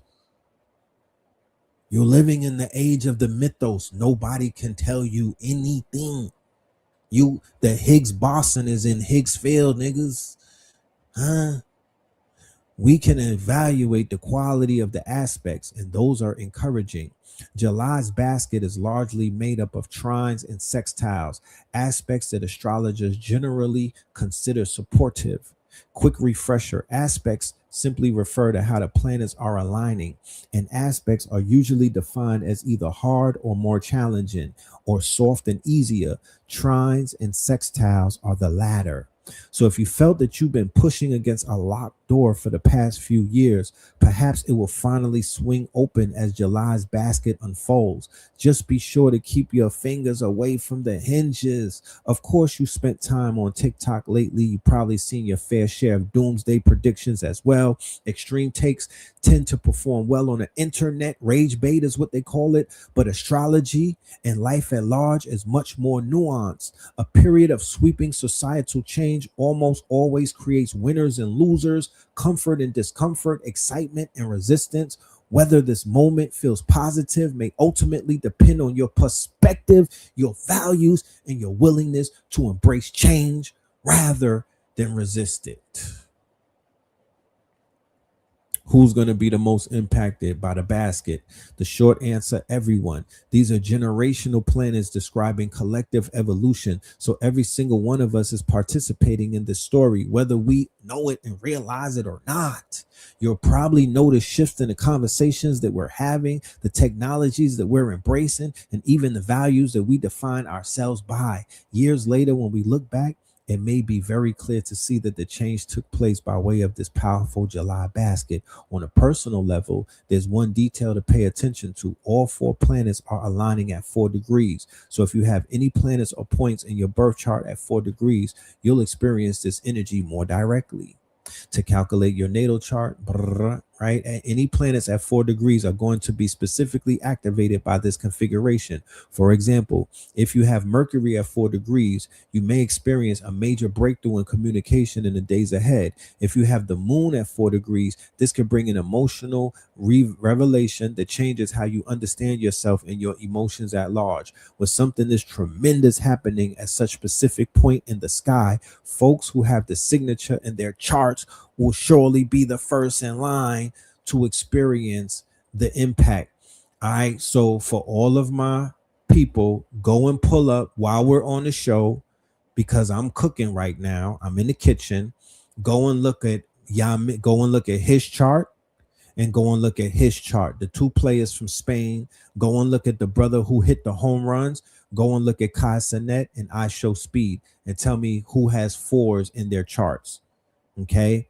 Whoever could get all of these people, I will give you a ticket to the next workshop that we're having. There's basically a $100 ticket. You'll get a ticket from me if you could pull that up before we get up out of here tonight. Go and do your research, please. You know what I'm saying? I want to know who has 4 degrees in their motherfucking charts, because I saw these men winning on global stages. Big boy, black boy joy this fucking weekend. Big shit. They went big. They went hard. Kai Cenat is a fucking legend. I Show Speed is a fucking legend. Yamil out of Spain is a fucking legend. And my dude, the Walker dude, fucking legends. Okay? All of that was this weekend during the alignment. Let's talk about it. They showing the fuck out. Okay? I don't care how nobody feels about any of them. You could boof your feelings. Nigga, we talking occult talk. There ain't no feelings in the occult.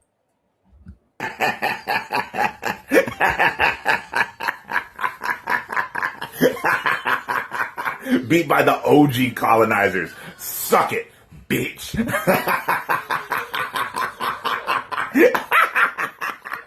Dusty bitch. They had 1 shot on the goal the entire game. 1.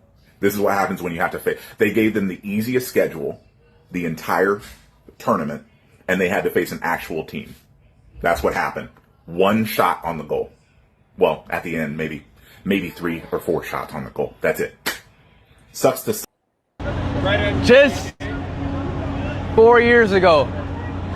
4 years ago, I was in my mom's house, in my mom's room, streaming, barking. Suey! Cristiano Ronaldo! Suey! Lighting my house on fire. A kid from Ohio, Portugal. Just doing anything. Ohio, Portugal. And I just performed at the World Cup final. I was sitting there with my daughter watching him perform, and I literally teared up. His father's right there with the hat on, right? And that's his brother with the black shirt on. I literally, and this came naturally. I literally teared up watching this black boy joy. I don't know what be wrong with people, y'all. Y'all gotta check your heart. You know what I'm talking about? Y'all gotta check your heart, because the hate that y'all have for black boys and black men that's out here doing, these are teenagers. The hate. Just 4 years ago. 4 years ago. 4 years ago, I was years ago. in my mom's house, in my mom's room, streaming, barking. Suey! Cristiano Ronaldo! Suey! Lighting my house on fire. A kid from Ohio, Portugal. He's on a generational run. He's on a generational run. FIFA paid him to stream. He was on a FIFA tour. They're paying this young man with 54 million YouTube followers who was barking like a dog when he first came out, right? But now he's performing and opening up FIFA. What are we talking about? Y'all need to, they say your heart should be light as a feather. Y'all don't have no fucking kids, bro. Y'all don't have no children. What's going on with this community? Y'all don't have no hearts. Y'all don't have no children, bro. This shit is scary, man.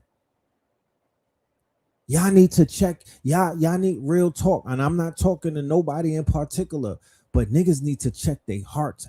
Bro, spiritual psychosis is real. I am not going to be a part of no community that's identified by hate. I can't do it.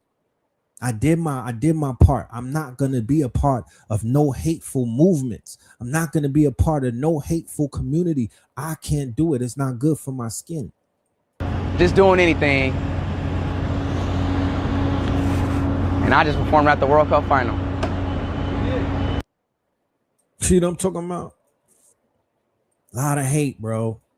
Motherfuckers claim that they be, I'm metaphysical, but you're not. You're Y'all looking at things from some stupid ass perspectives that I can't respect. You know? And it don't got nothing to do with I show speed. It's overall. Unnecessary baggage. Yes. People need to grow up in this community fast, bro. The reputation globally is funky. The reputation is funky, bro. I promise you. While you got niggas that was barking, moving up the ladder. Hi, Auntie Bev here with another word to help you build your vocabulary and a little history lesson about Argentina on the side. The vocabulary word is blanqueamiento. Blanqueamiento is a Spanish word, and in English it means ethnic whitening. Now here's the history lesson about Argentina. In the 19th and early 20th centuries, Argentina participated in a blanqueamiento project. They encouraged lighter-skinned individuals to marry other lighter-skinned individuals to produce lighter-skinned offspring.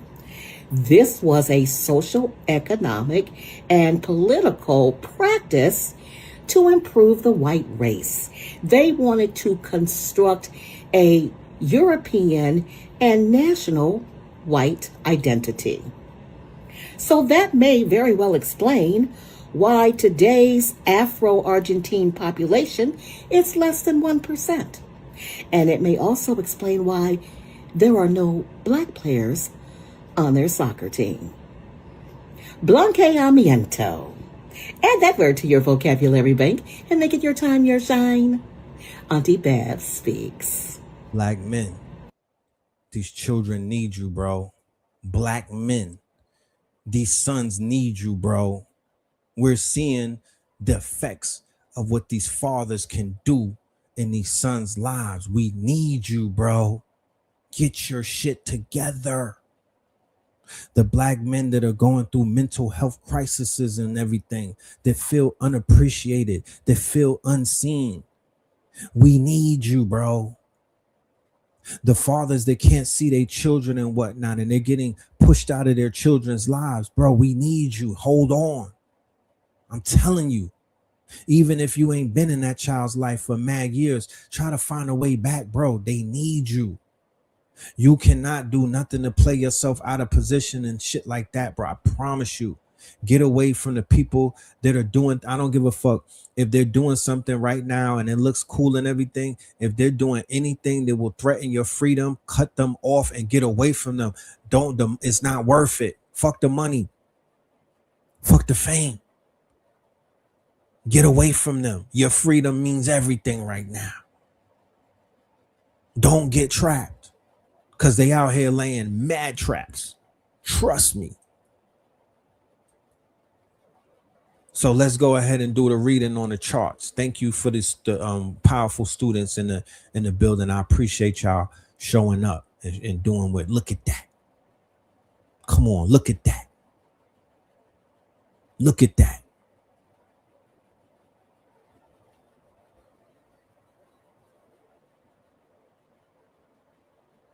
Look at that. So if we want to be in alignment with the alignment, it's some things that we're gonna have to sacrifice starting right now, bro. We gotta drop some shit. If it's things holding you down and holding you back and drowning you, you gotta let it go. This is the time to do that. ODG, send me your email so I could send you a ticket, bro. I'm gonna stand on my word. I got you. Look at you. You know what I'm talking about? Yeah, they slave catching, they lining the young gods up and everything. They hating on the melanin. But look, the whole Argentina was designed and put together to stop what you see in front of you. This is their kryptonite. They lost. The spell got broken today by that victory. I'm telling you how powerful that FIFA spell was, bro. They lost, and is it real loss at the same time? Facts. If you want to meditate on that, push that into the universe. That whole shit came tumbling down today. Super facts. The Illuminati, acting as a front organization for the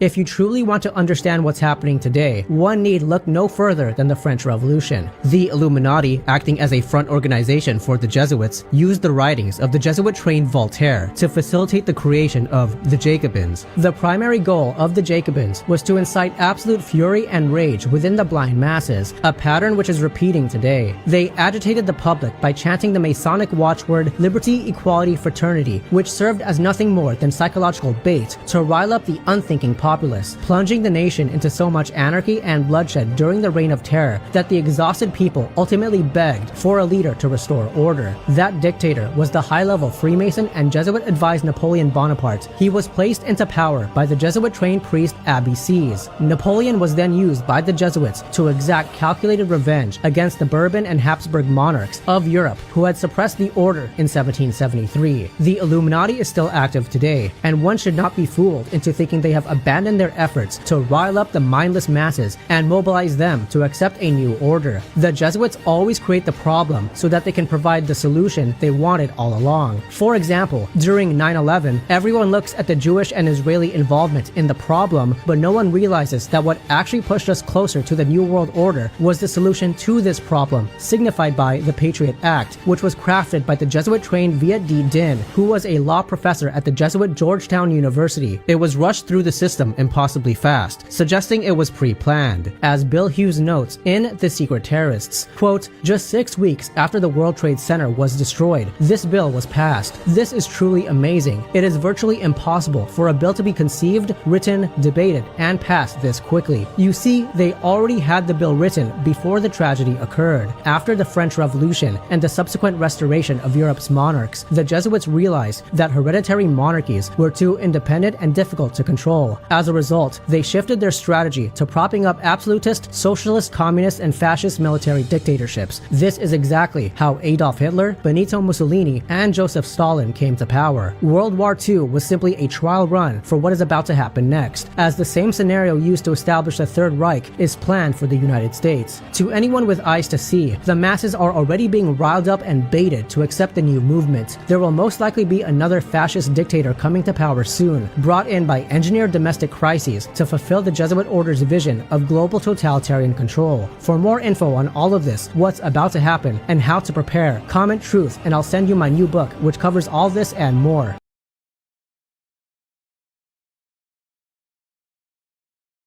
Each one of these men who was on the world stage, this strong in, right? Each one of these men that were on the world stage in front of the world, right? This strong in, right? Kai Cenat had Streamer University. The numbers that they were doing were astronomical, okay? He was on a world stage. Kai Cenat did something, you know, he established himself. He returned back to streaming after quitting and whatnot, because he said he wanted to focus on his mental health and he wanted to learn how to read.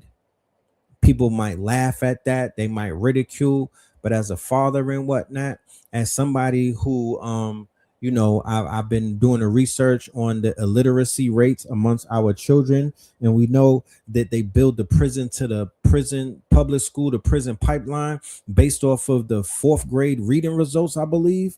I found that honorable. You understand? I found that honorable. I said that was one of the most powerful things that the youth have seen from a very long time because of how significant Kai Cenat is in their lives and whatnot, right? Boom. So he goes and quits streaming. Then he comes back and he starts the Streamer University. And the Streamer University gave highlights to hundreds of new streamers, new personalities, new storylines, all type of things and whatnot. There was a bunch of stories that came out of the Streamer University, more positive than negatives, right?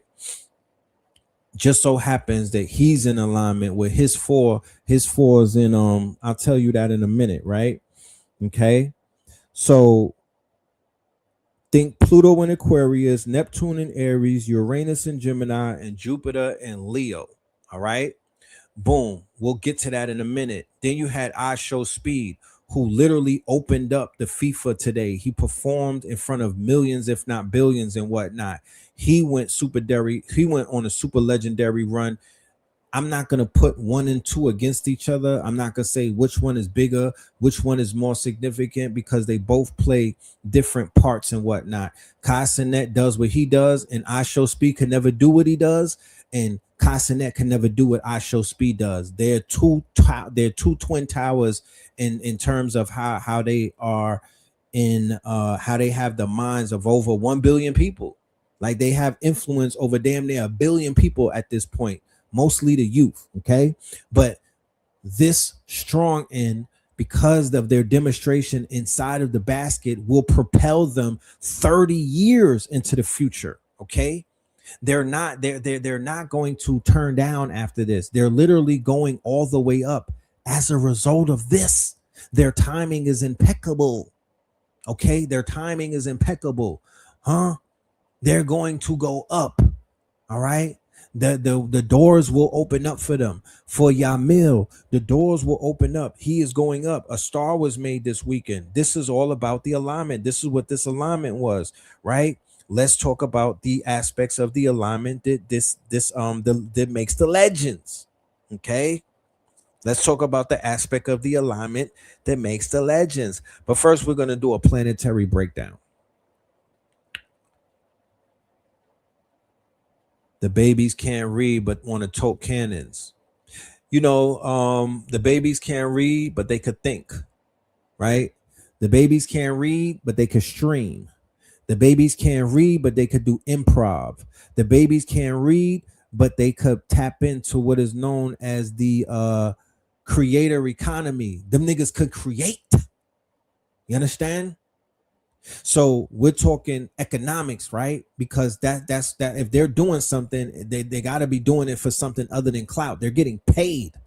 So even though they may have problems with the reading part, they're creating. And Kai Cenat, with him going and taking time off to learn how to read, he hopefully has inspired the other youth and whatnot to read. But fuck reading right now. They could think.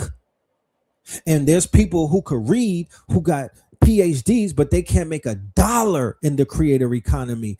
They don't know how to go viral with all of that smarts, with all of that information, with all of them damn degrees. They can't get right in the creator economy. And you got a goddamn 8-year-old going getting right. You got 9 and 10-year-olds getting right. Not to take anything away, not to say that it's okay. I'm just sharing with you, this new economy is not based off of the shit, the instructions or some of the things that made our engines run before. Similar to how certain cars were going off of the gas and the petrol, then there's these electric cars that don't do the same thing.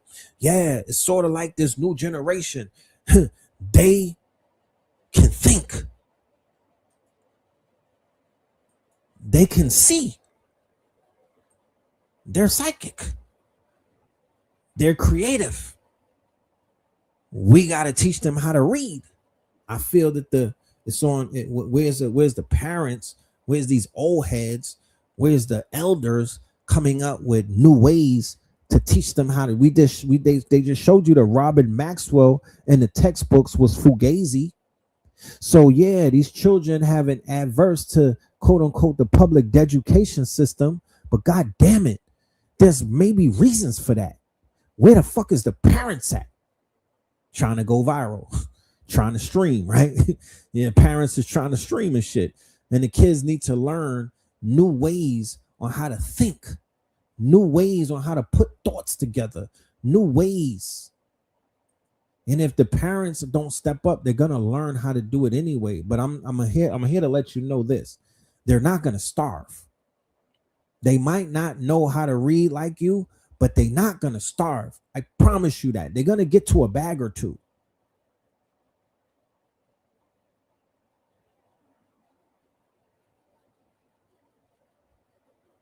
So Pluto in Aquarius. What are the themes of Pluto in Aquarius?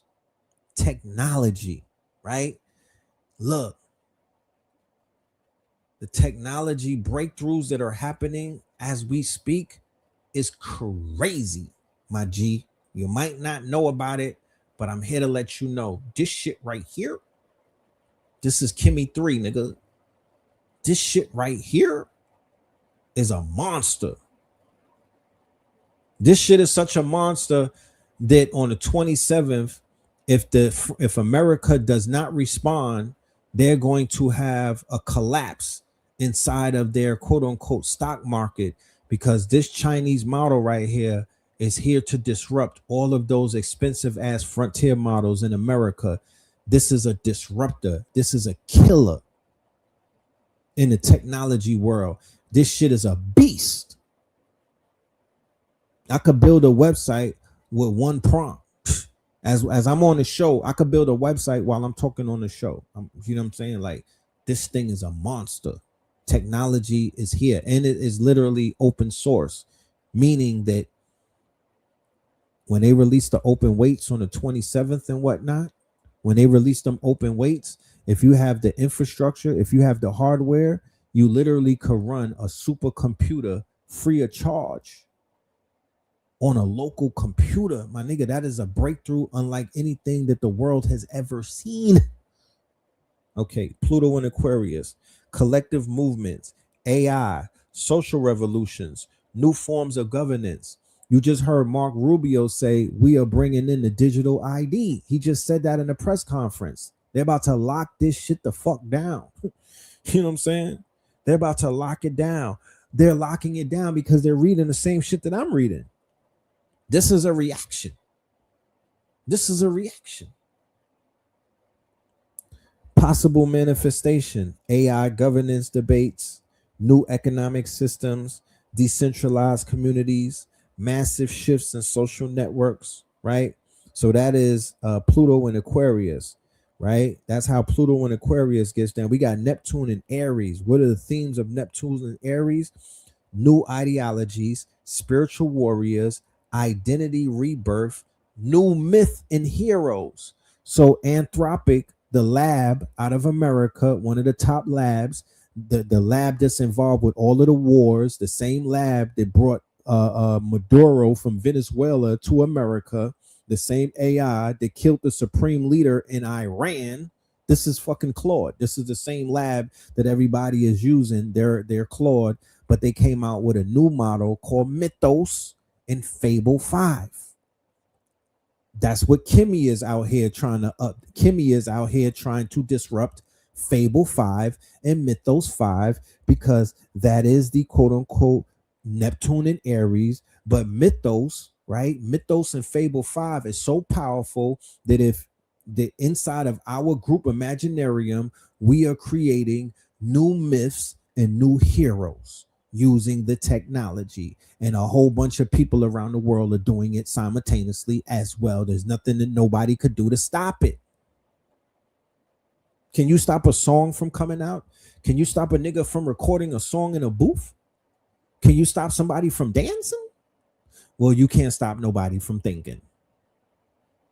Okay, so check this out. Uranus and Gemini.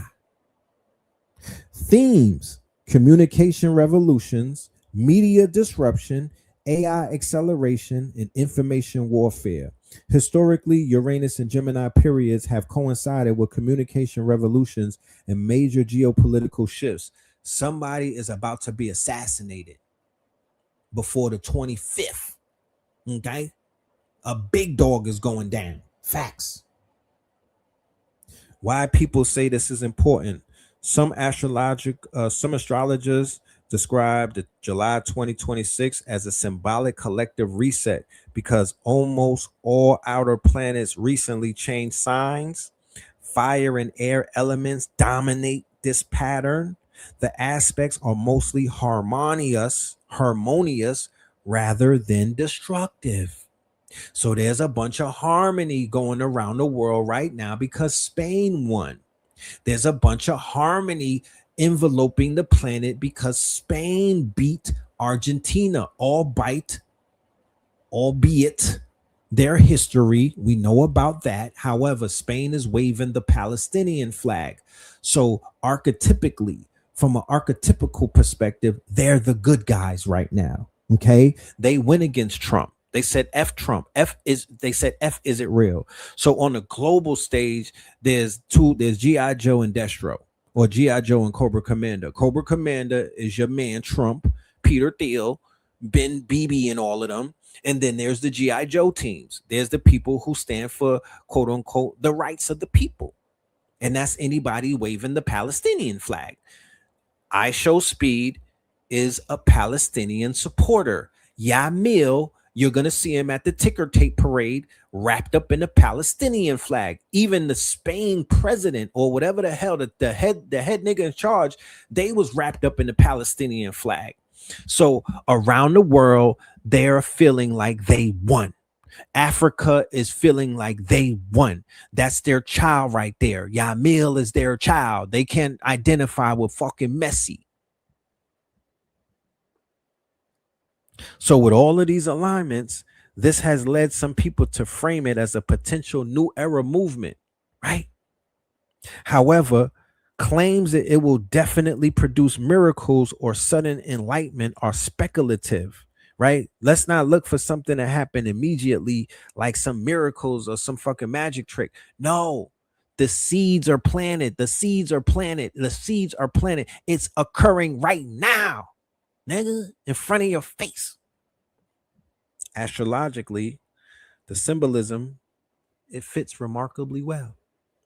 Jupiter and Leo. The World Cup is arguably the largest Jupiter and Leo event possible. Global celebration, national pride, hero creation, massive entertainment spectacle. Ladies and gentlemen, that is Leo.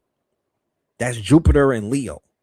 Blame the planets. Blame the procession. Okay? They lined it up. What do we expect out of that?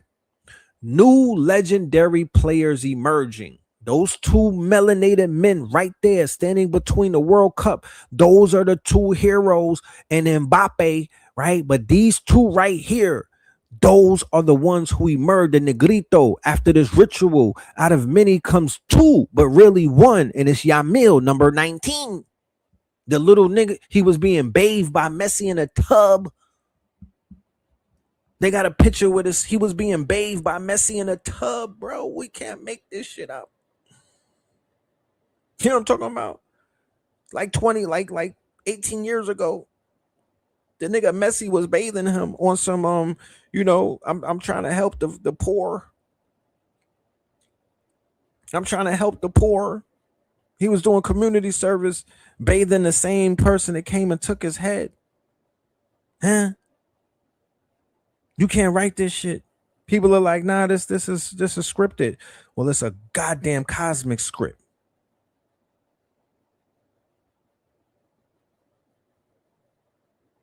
It's a cosmic script. You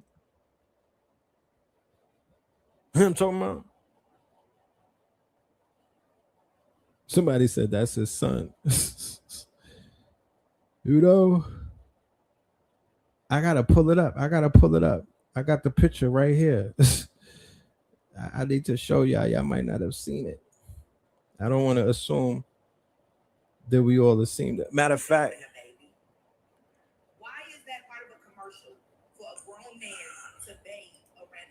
Tangi did it. Hold on, Tangi.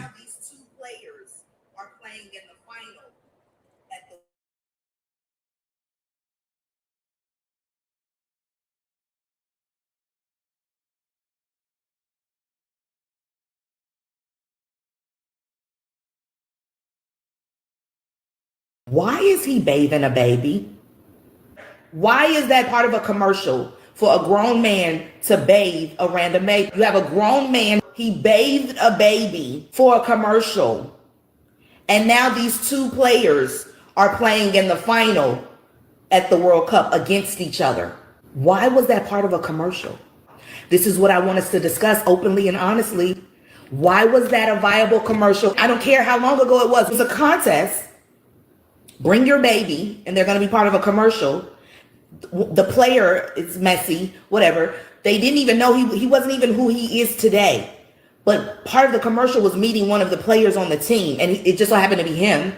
And the baby that won the contest is in a photo and Messi is bathing him. He's naked in a baby bathtub and Messi is bathing him. And they thought that was the photo op. They thought that was a good idea. Open something. Open the window, open the blinds, open your eyes, open something. Open something. This is weird. Who authorized that? That's not weird to y'all? That's not suspicious? Knowing what we know now and the files are out and all the things are happening, that ain't suspicious to y'all?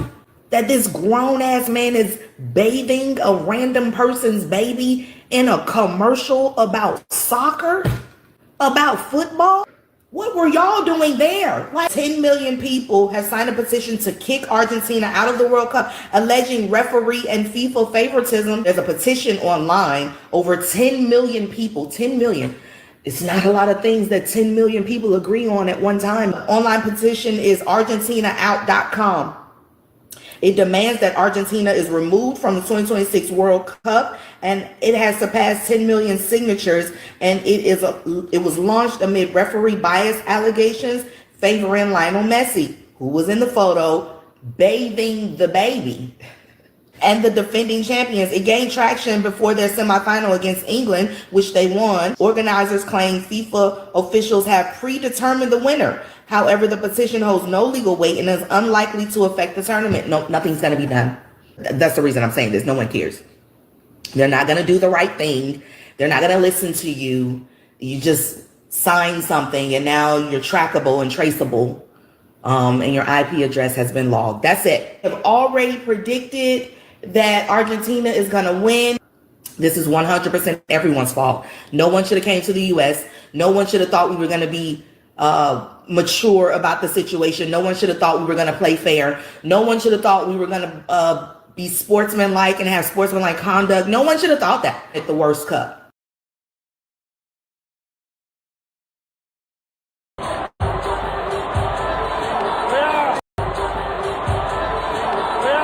So once again, we're talking about the fall of a whole entire. Remember, this scene right here, it's like a movie scene because Argentina is forever going to be painted with this brush. They didn't come in here with their reputation in shambles. They left though with everything destroyed in a new quote unquote, like I said, Moors in Spain. This is Moors in Spain. This is a Moor inside of Spain, right?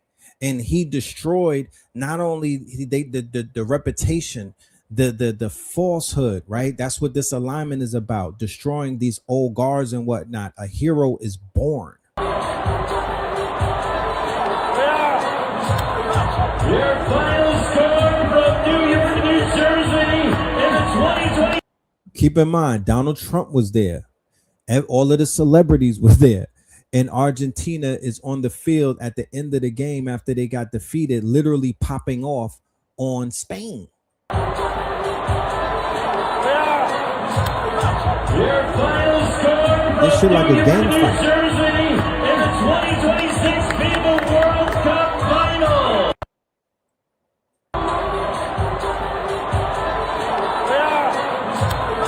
Your final score from New York. Let's talk symbolism. Let's talk symbolism. The great divine speaks through signs. Let's talk about how this is, bro, these guys are all paid actors. Let's talk about how this is being interpreted by people around the world who practice this religion, the billions of people that practice this religion, the billions of people that needed this type of symbolic win.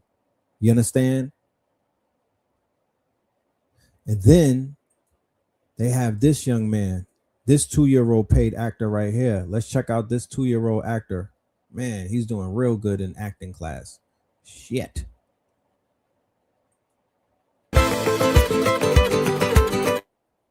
That's the star.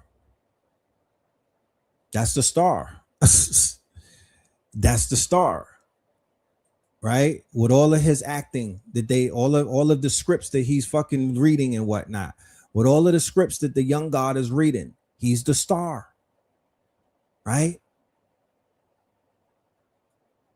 The same kid, they would kick him in his ass and whatnot and be like, you know, treating him like the lowest of the lowest in Spain.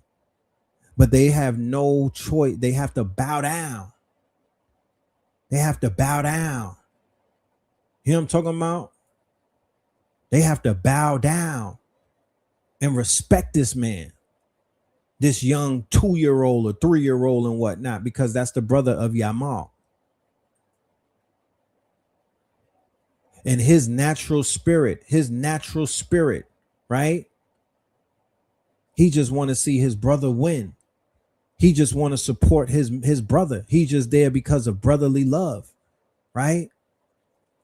He just has a winning heart. Okay? So when they decide that they want to be super racist against people, the Moors that are in Spain, when they want to decide that they want to be racist all around South America and Latin America, and they destroy these young boys and whatnot, and they purposely kill black boys and whatnot all around the world.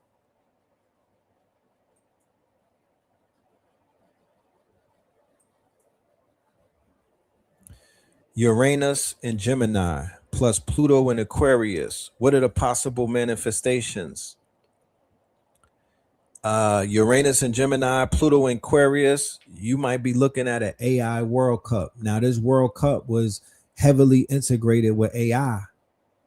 Okay, it was heavily integrated with AI commentators, real-time translations, advanced fan experiences, massive social media virality. That's how they had iShowSpeed, who has 58 million followers. I told my dad about him. He was like, what the fuck? 58 million followers on YouTube. They were paying him to go live.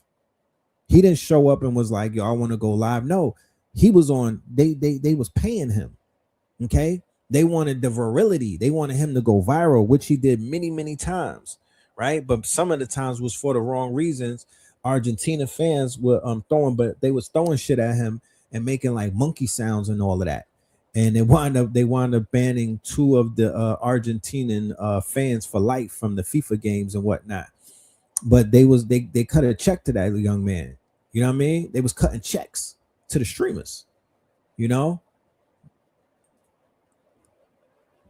So that's Uranus and Gemini, Pluto and Aquarius. Okay.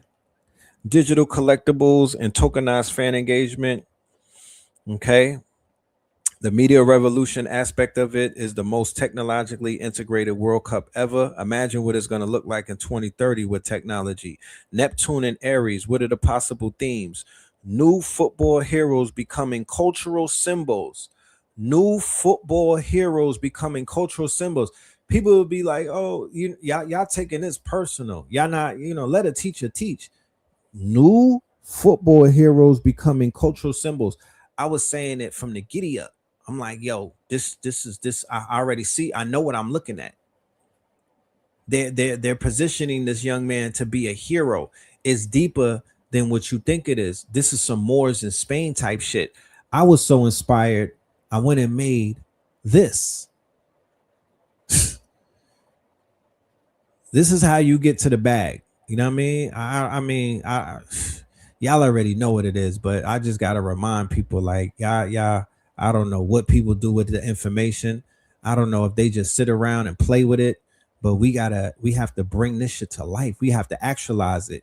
So AI has been helping me design to the point where, this shit right here about to crash the internet when we launch it, right? But this is what we pushing. The symbolism, nigga. And when you see symbolism, you got to work on it, because the symbolism is going to get you paid. The fuck? I'm a part of the mythos, nigga. I'm a part of I'm tapping into the mythos. I ain't sitting around hating. I'm going to sit around and eat, because I know what I'm looking at. And I know what to do with it. This is my basket. The fuck? This is my basket. I'm in my bag. Let me tell you something. You need to get in alignment. You know what I'm talking? Get in alignment. Get in alignment. Whatever your favorite artist is, put that shit on and get in alignment. Tap in. Because ain't nothing going on but the rent. Motherfuckers be sitting around doing nothing. Don't got nothing to show. Don't got nothing to, nothing. Not a thing. Get in alignment. There's things going on right around you. You got to learn how to alchemize this shit, fam. You got to turn this into something that's going to work for you. Huh? I'm about to body invest fest. What are we talking about? Now I got an alignment. I made these about weeks ago. I was just waiting for the young boy to get the chip. So this is my way of betting. I'm not a betting man. I don't do betting. This is how I bet on myself. Fuck Polymarket, not fuck Polymarket, but fuck FanDuel, because Polymarket and FanDuel is different. I respect Polymarket because it's a prediction market. So if anybody says that they could predict the future, if anybody says that they could predict anything using the sciences, you show up and let's go to Polymarket. Other than that, I don't believe you. But this is how I bet on myself. I put myself into the future by doing what? By I read the signs. I knew what was happening. I knew what I was looking at. So what did I do? I did something. I'm not even selling. When I get on my marketing, this is going around Europe. I'm not even marketing this. I'm marketing this to Africa. I'm marketing this to West Africa. I'm marketing this to the Middle East. I'm marketing this to the people in Nigeria, in Ghana, in Spain. That's what I'm marketing outside this bitch, because they understand. They get it. You'll have niggas over here talking about, is that a dirty more?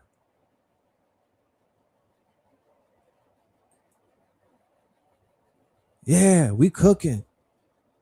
I'm about to make some streaming university lines. Yeah, Scorpion King, 10 years old. We got a merch pack. The fuck? That's how you line yourself up with the moon, with the basket. You create. You don't hate. You create. You don't miss the opportunities. You gotta be ready. You gotta be ready. You gotta be ready. So you don't gotta get ready.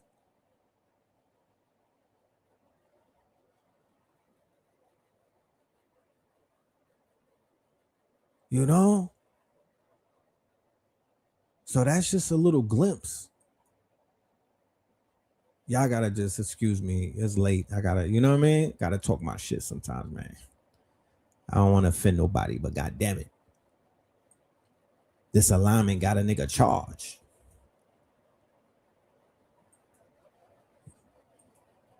You know? Neptune and Aries, possible themes. New football heroes becoming cultural symbols. Young stars embodying new identities. The images you posted will symbolize young multicultural athletes, diaspora representation, Black and African heritage visibility, new archetypes replacing older sports narratives. Huh? And I'm going to leave it at that. There's such a thing called overkill. That's not what I'm into. I think there's enough. There's enough information that got put out tonight. I don't want to overdo it. We're going to continue to talk about this until this window closes. So we'll be back for Melanin Monday, part 2 of this shit. Bar butt basket, part 2. I might bring some hitters with me to come in and come take shots. I might bring some shooters with me. This is a block that we finna spin a few times. You feel me? You smell me? It ain't over. I just want us to get this information and actually do something with it right now, because you can do it. You can do it. Meet David Roulette, an army vet who threw boiling hot water. You can do it. This is a PSA to Bob. Andy Serkis says the racist things he does. New call unlocked. Let me show you something.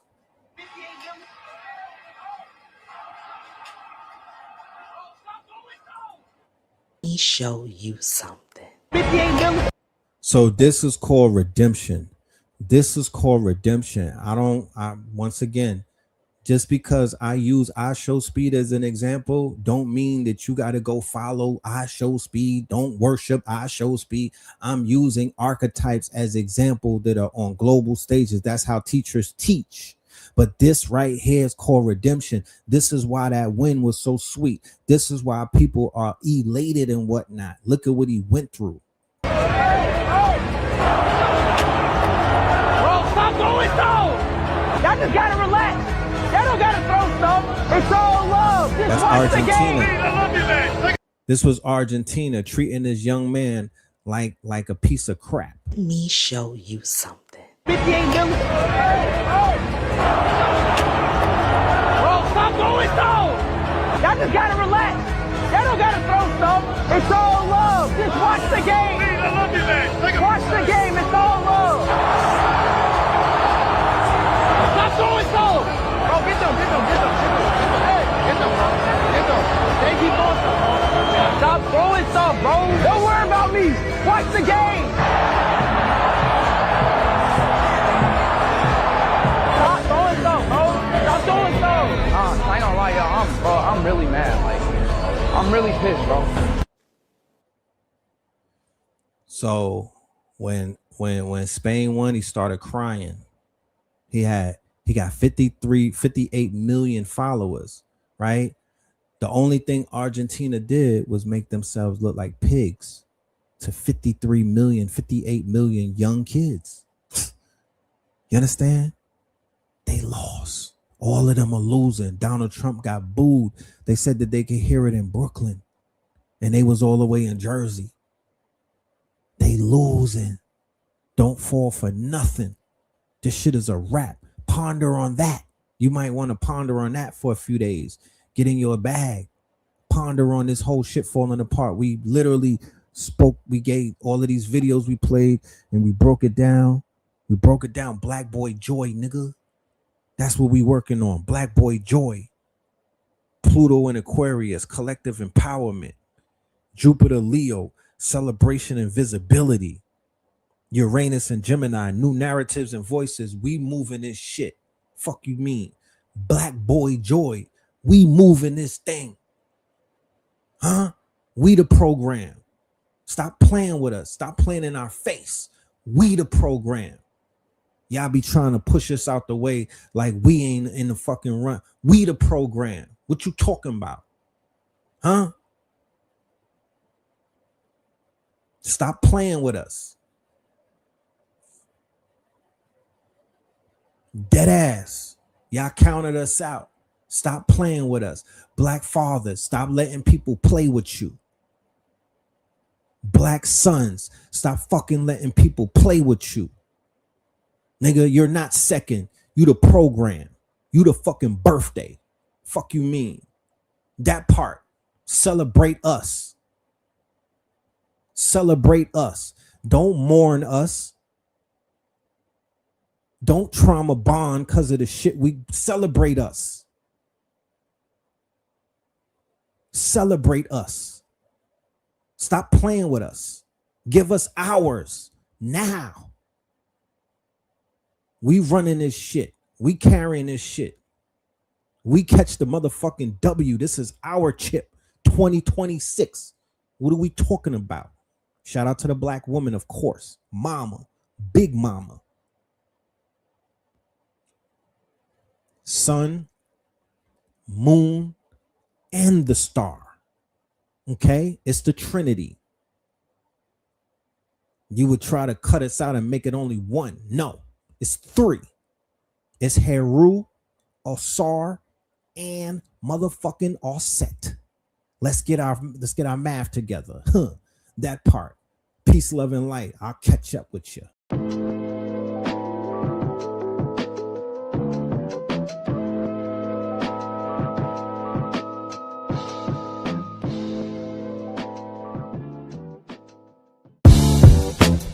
can't beat us, join us. Please bring your coinage. We sink 3-pointers, money shots, all net, all vets. Bums we not, jet skiing in them sunny spots. With women edible like gummy drops. Dummy stop, dummy stop. No weapon form can intercept a storm. Once my intellect is on, I'm projecting on magnetic fields and interact with blacks with athletic bills. I'm all about growth and development like residents of Ebbets Fields. Not to choose between woo and chew. We wanna line them colors up like a Rubik's Cube and fade to black, yeah, the truest hue. When you say the black man is God, who you alluded to? The usual, Clarence 13X, a worthy guess. The words expressed come from the word in flesh. Elijah M, the NOI versus Leviathan. Messiah sent from the heavenly branches. 7 P's from since G-Dub cut down the cherry tree. In the wilderness of North Mex, and we flossing death and forced aggression, or forced perception, forced protection, or forced confessions. It's all a lesson. The sorcerers from Corsica, killer tonics, sticks and drums like the Philharmonic Orchestra. You niggas still playing harmonicas from officers. Fabric softener, jive turkeys popping 5 perkies, playing with keys, the Scotch storage type. For that soft white, we could've caught life, just being forthright. First class on my 4th flight, popping out like Fortnite. Every night we lit like porch lights. The meek shall inherit the earth, oh yeah, the scorched type. And these niggas, they some hoes in these streets. Me, I'm 10 toes in these streets. They lost their souls, niggas got holes in their feet. Shit, I'm just worried about the craft and how to perfect it. Not worried about the craft, yeah, that's out of perspectives. Focus on the chip like I'm Robert Kraft, and then how to protect it. It's the waves of the oceans. Get to the money, nigga, save your emotion. Descendant of the slaves in the graves in the oceans. Mastermind that the waves is in motions. These niggas, they addicted to the folly, addicted to that molly. Making me a movie, them sticks made of holly. I'm Dr. Manhattan, sitting on top of Manhattan. When I get all 5 rings, snap my fingers and pop up on satin. Dressed in all black, yeah, drop top the Phantom. Best.